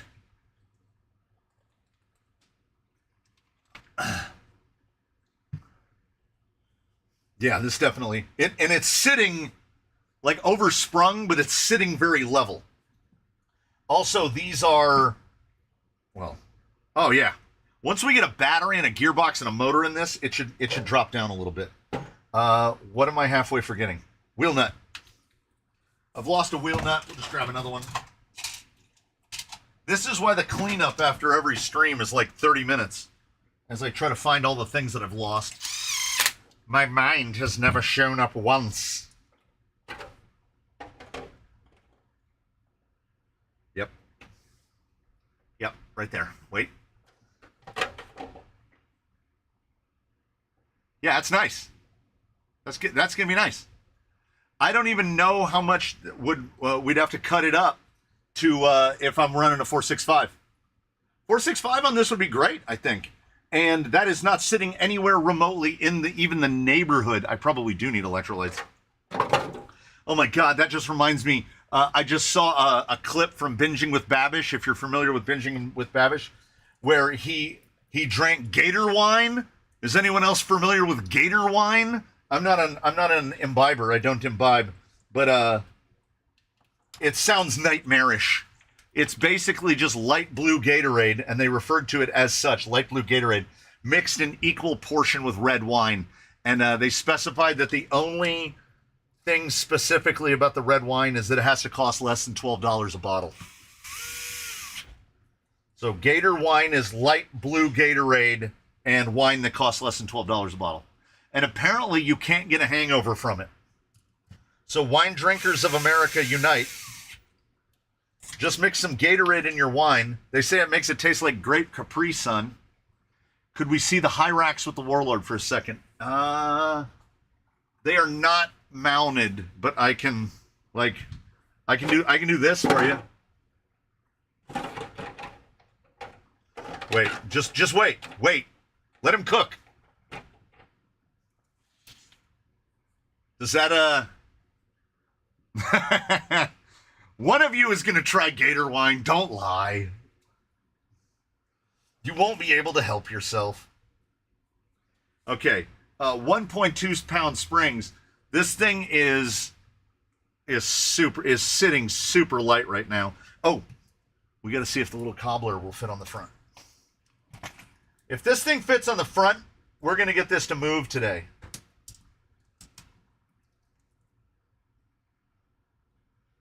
You know what? I think if I undo a link, I think I can get it to fit. But it won't compress. It's a touch too long. Can I take it down any shorter than it already is? Yes. I might be able to get this on there. I don't know how well you'll hear the sander, but we're gonna sand a little bit over here.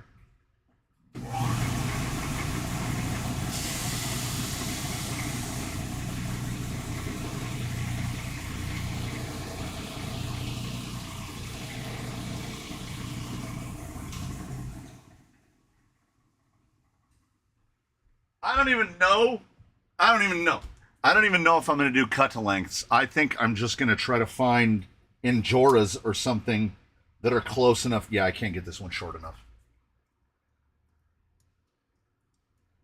Yeah, that needs to be like 7 millimeters shorter. And it is, without question, the shortest drive shaft I have. The upper drive shaft that I've bought for Rainbird should fit. That one's like a 63 to 72 or something like that. That one should be able to fit. When Ghost Drive? I want it to be Sunday. True live stream when the sander starts. That's how you know we're working. I need at least a drive shaft in this to make it move. Oh, man. Oh, man. This is going to be the sticker here. Okay. This one might get us. We might be able to do it if Axial helps out here, because this is by a long shot the longest drive shaft I have. And I don't even know if it's going to be long enough.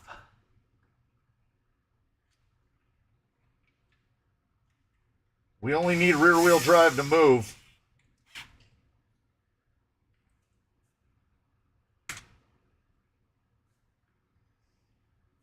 These are those drive shaft pieces that when you see them in the thing, you go, my God, what are those for? They're for this.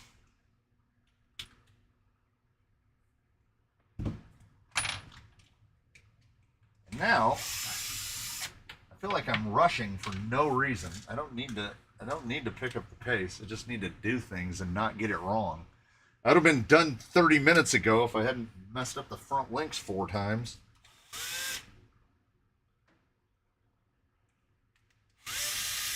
All right.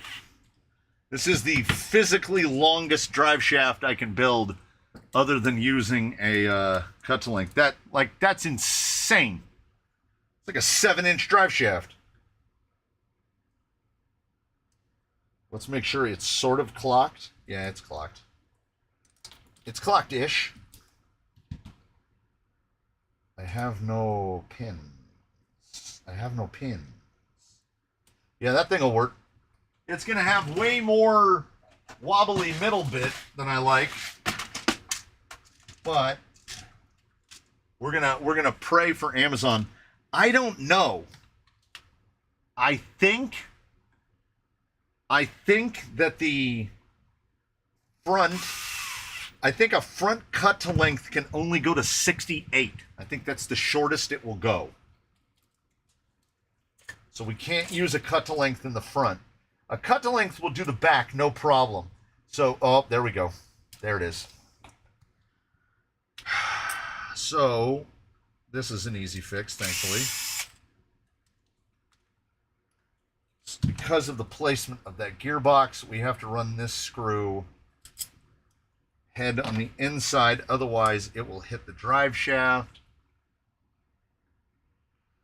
That's an easy fix. And then you know how we're going to do. We just need a battery strap and a bundle of wire.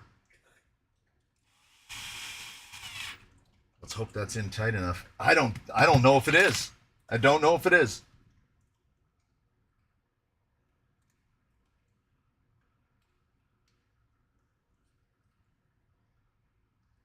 Ooh, just.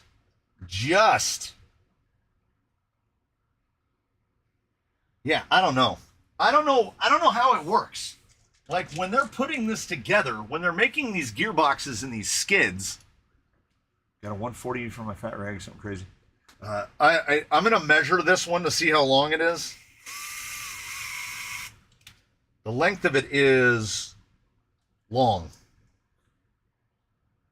Like really. Why is this not going?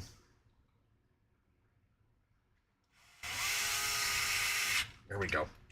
It's got a drive shaft on it. It's got a drive shaft on it. Receiver. Okay, we can't get front wheel drive. It's not a thing. I just simply don't have a drive shaft that's short enough. I mean, look at the amount of slack in that one in the back. I barely have a drive shaft that's long enough. That's like a cut to length with like 20 millimeters cut out of it. That thing is long. All right. Okay, direct servo, direct power. Let's not feed wires into the outrunner. We're not going to be able to go fast anyway. It doesn't really matter. Okay. Look at that. Perfect. Radio on. All right. I said it was going to happen.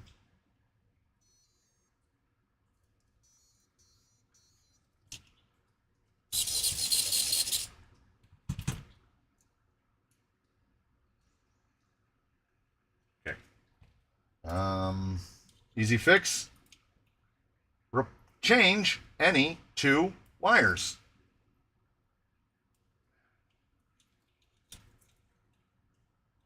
Yeah, if I redo that little tray, that little electronics tray, actually with all that weight on the front, it sits pretty okay.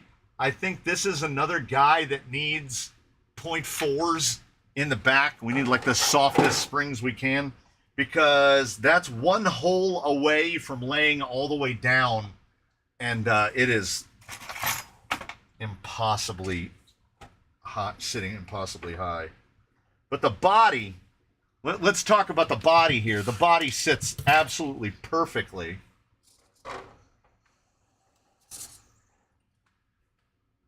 And I gotta say, at this juncture, yeah. I like watching the sound meter peak. It does not sound great. But, unlike the servo,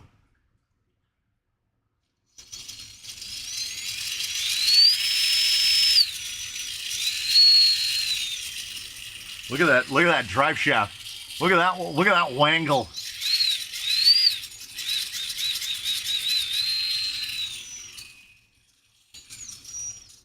I realize why it has so much wangle. Wangle identified. So I mentioned that there's a screw broken off inside the link riser. That is true. That was true then, and it remains true now. What I did not do was put the screw back that actually holds the link riser onto the vehicle through right here. Yeah, look, now the drive shaft won't bang up and down. And honestly, okay, we've only got one axle spinning, but whatever reduction is in that box, I think the paperwork's claim like 10.5, something like that. It comes with like a 9-tooth pinion. I think that 10.5 might be on there. Because that's a 2000 on 3S. That it doesn't look too crazy. We've got some low. Wait. There we go. Move this. Get these out of here. Did that guy ever say if he wanted these? Did he ever say he wanted these? I don't remember. If he did, put it in an email. That'll be better. I can't remember anything.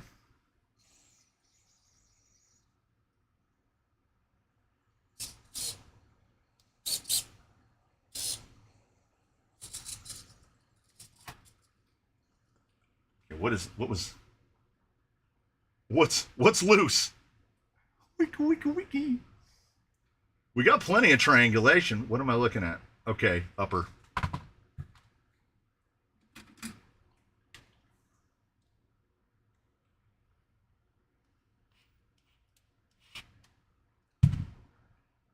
A little better. It's not a lot better.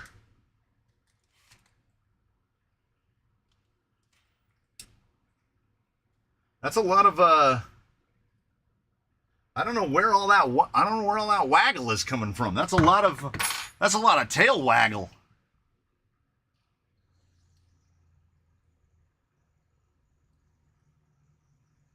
Yeah, this guy's okay. I'm also There we go. I was surprised. Oh, almost nailed the camera on that one. I'm surprised at the. I mean, honestly, if it rocks it on these deep woods, I'm alright. I'm positively eyeing it when it comes to that because these look pretty good. They've got a real soft 3D printed insert in there. Oh yeah. Well, let's get a number here before we head off in the sense. Oh, let it flex. Yeah. All right, hold on. Whoa. 120, I'd call it 123, 124. Rear front is above 125. I'd say 126, 127. Freedom units, that's give or take 5 inches. 127 is about 5 inches. My sweaty arms are sticking to everything. Did we assemble it correctly? We have pretty much the exact same flex on this side. We might have maybe 2 or 3 millimeters more in that corner for whatever reason. I'll have to triple check and make sure everything is in the same holes. We have a very good pinion angle in the back. Very good. Front pinion angle actually looks really good if we can just get a drive shaft to fit it. And then this front on the side, yeah, about 130. So 5 inches rear, 5 1/8 in the front. It's a lot. It's a lot, particularly on the amount of height that we're working with. Those shocks are, yeah, that's the thing. These shocks are about 96s. So honestly, for me, I would think like GTS. Probably GTS is probably a better option because they are proper 90s, and it will allow us to pull it down just a little bit. Down travel shouldn't be really impacted, but overall ride height will drop. The ride height in the front looks pretty good. I can also change the ends on these and drop the rear a little bit. Obviously, the weighting is a giant question because we just have all the electronics sitting in a pile on top of the servo. But yeah, it should break over pretty well. That skid is way forward. Every time I rest my arm on the bench, it sticks to some nut, bolt, or fastener, and then drop it on the ground. So we'll take We will take a yoga block the moment I find one. There were 4 yoga blocks under here. You have a bunch of them. There were 4 right there. They're all gone. I didn't touch them. People need to pick up their vehicles. That's all I'm saying. All right. Everybody's already going to bed. We've gone too late for the Euros. Okay. Aside from a body, let's call it 50 grams either way. I don't think we're going to be putting too much more weight on this thing. Wow. I hate myself. I hate myself now. I went through a lot of work to make Rainbird very light. Let's just weigh it with the body. This thing weighs 2,215 grams. As it sits right there. 2215. That's, oh, and mind you, please, bear with me. That's with a 2200 in it. Oh, I hate myself so much. Okay, so, oh, it will have a front drive shaft. 2244. Okay, let's pull that weight down a little bit.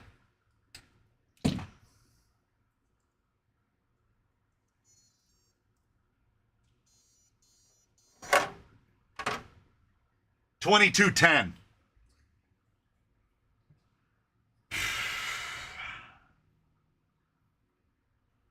There's like, so that gearbox and that motor collab there is proper light. And I have made, how many weight reduction efforts have I made on this during this extended portion of shenanigans? If your response was absolutely none, then you are absolutely correct. It's Seamer ready. Bluetooth drive shaft. We keep the drive shaft in the back. That is Seamer ready. What did I do? Oh, okay. Something was resting on the scale. It's actually 2190. Well, Lee Jordan, it depends. The last video that Rainbird was in, he weighed 2086. And this weighs 2192. So 100 grams heavier, but with literally zero attention to weight management whatsoever. None. I've made absolutely no weight considerations at all. So I'm thinking, yeah, actually, the kingpin, the servo sits at a proper, let me see if I can do this. Yeah, this will work. The servo has got that Red Cat Everest insane angle down, but the kingpins are pretty much straight up and down. So we've taken the caster to pretty much straight. I've had this issue in the past when you get into stuff that's really skid forward and you get those really short links, it makes the front end weird. Makes the front end weird. I'm on here. My negative G F3 is 1914 with body, battery, and wheels. Yeah, that's definitely lightweight. Anything under, as far as I'm concerned, anything under 2 kilos is very lightweight. And this is what? Just, oh wait, oh that's negative. Yeah, this was negative out. Yeah, so 2190 as it sits right now. Quick breakdown, please. Stu Nod, the transmission. Okay, let's make things easy, and we'll, because I am going to do wire management and all of those things at the time when I do the drive shaft. So I'm going to measure the drive shaft, see what I can do order off of Amazon. So the chassis is off of Amazon. It's from like RC Huiwei or something like that. I can put a link in it. It's Definitely on Sunday, I'll have the link up to the chassis.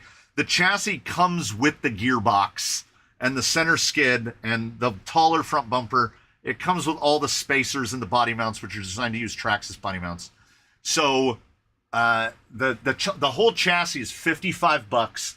It does pretty much require an offset pumpkin axle. These are just F10s, unmodified F10s, and they're just running. These are like the Endura.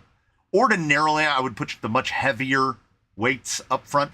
We're going to run it like this. We're going to run it like this and see how it looks. And I'll order the heavier ones like the KYX or the ones from Deluxe. We'll see.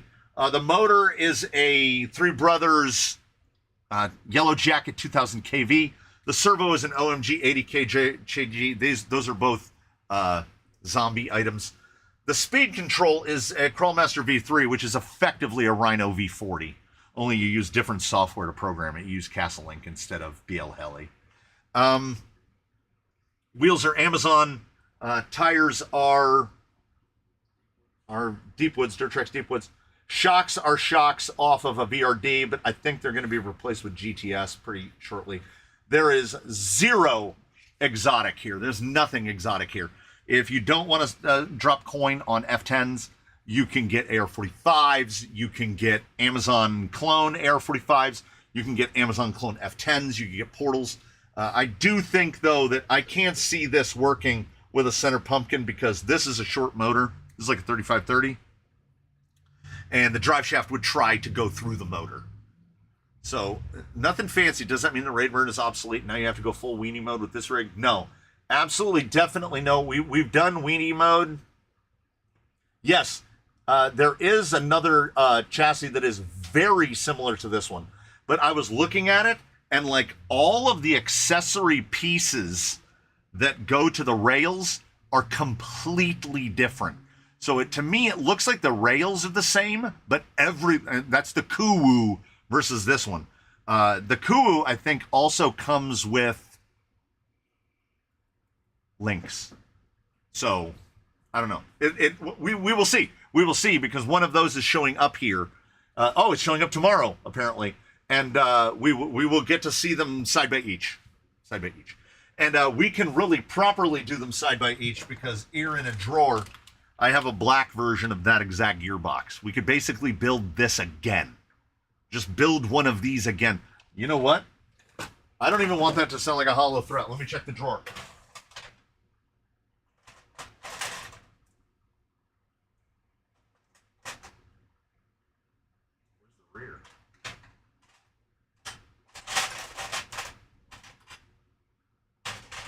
Okay, I gotta dig around. But there's an F10. There's an F10 front. And I think I have the housing and most of the pieces to build an F10 rear. I can't find the full F10 rear axle. It should be in this drawer. Yeah, it's right there. Yeah. So, might have to pair the Kuwu with this and that gearbox and just build this thing a second time. If anybody had never thought that they wanted to see a comparison of two virtually identical Amazon chassis, here you go. There you go. So this guy will be going. I'm going to measure this. I'm going to measure that. I'm going to see if I can order drive shafts and get them here in time. If not, so hopefully this will be Sunday's episode. If I can't get the pieces that I need in time, then there will be a different episode on Sunday. It is not going to be the Jeep. The Jeep, I just ordered the thing I needed for the Jeep, and now I've lost it on the bench. I just ordered this for the Jeep, and if you know what this is, you know why I had to order it. So we will be working on the Jeep very shortly. Like I said, the Jeep is going to be a slow goer because I can put one of these together in the span of a live stream. But getting rift axles under an FMS hard body Jeep is going to be a little bit more work. Basically, all of the links have to be custom fabricated. I've got parts coming in for 2 different builds, so builds are going to be going in and coming in and out. And I would like to get this guy up on Sunday, but if not, he'll be up Monday or Tuesday, depending on when Amazon can give me parts. So, I guess I should turn this radio off. I do. Oh, here it is. I mean, the Midwest Goodbye has been engaged for a good solid 20 minutes now. I would like to thank you so much, those you loyal few who have stayed till this length. I understand that most of the Europeans had to go to bed. There's still a couple of them in there. There's some. I saw some Brits in there. They're hanging tough. It's already Saturday. I thank you so much. I look forward to seeing you in the next one. Tomorrow's episode's already uploaded. Sunday has not been done yet, but it will be in time for Sunday. Oh, hold on.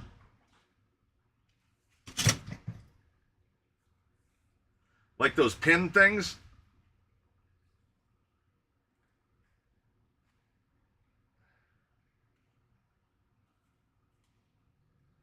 There it is. There I am in 3D and reverse 3D. I'm assuming that I have the big bump on the nose like a boxer because I'm wearing glasses and I didn't take them off. But there I am. Now you all, I've been on camera. You all know what I look like. Am I going to Proline by the Fire? Last time, as far as I know, I am. Is Ascent or Wendigo more worse? Wendigo more worse. How do you feel about a Wendigo Red Cat mashup? Well, I mean, a Wendigo is just a marksman with go fast parts in it. Happy Saturday, folks. Yes, good night to all. See you everybody next time. Yeah, we're doing it. We're doing it. You know what it is? It's collaborative outro. We're doing collaborative outro, everybody. Thanks for being here in the canyon. We ran long. Did we run long? Yeah, heck yeah, we ran long. We're at 3 hours, 56 minutes, 218 drop frames. I'm going to say that Discord was the culprit here in terms of the 15,000 dropped frames that we had last week. So we had a good time. We got to share a lot of ads with each other. From what I understand, it works. Once it's got drive shafts in it, it's going to actually go. We'll fix the bumper. We'll do the things. We'll get the body set. We'll get the stuff put in. I'll get that electronics tray put in there. Maybe get it right. Let me see. I don't know. We'll figure out where that thing's going to go. We'll figure some stuff out. To quote Too Geek to Be Chic, have a great weekend, everybody. We'll see you in the next one. I'm going to go buy a coffee drink using money that I have now in lieu of the money that I'll get in 49 days. That's how YouTube works. Do your best to have a good one, everybody. Until the next time we go say goodbye from the canyon, I'm going to shut this camera down. And we'll go one more time. Camera 2, camera 1, camera 2, camera 1. A little bit of white screen. Back to camera 1. I'm going to see you all in the next one, everybody. Yeah, that's all I got.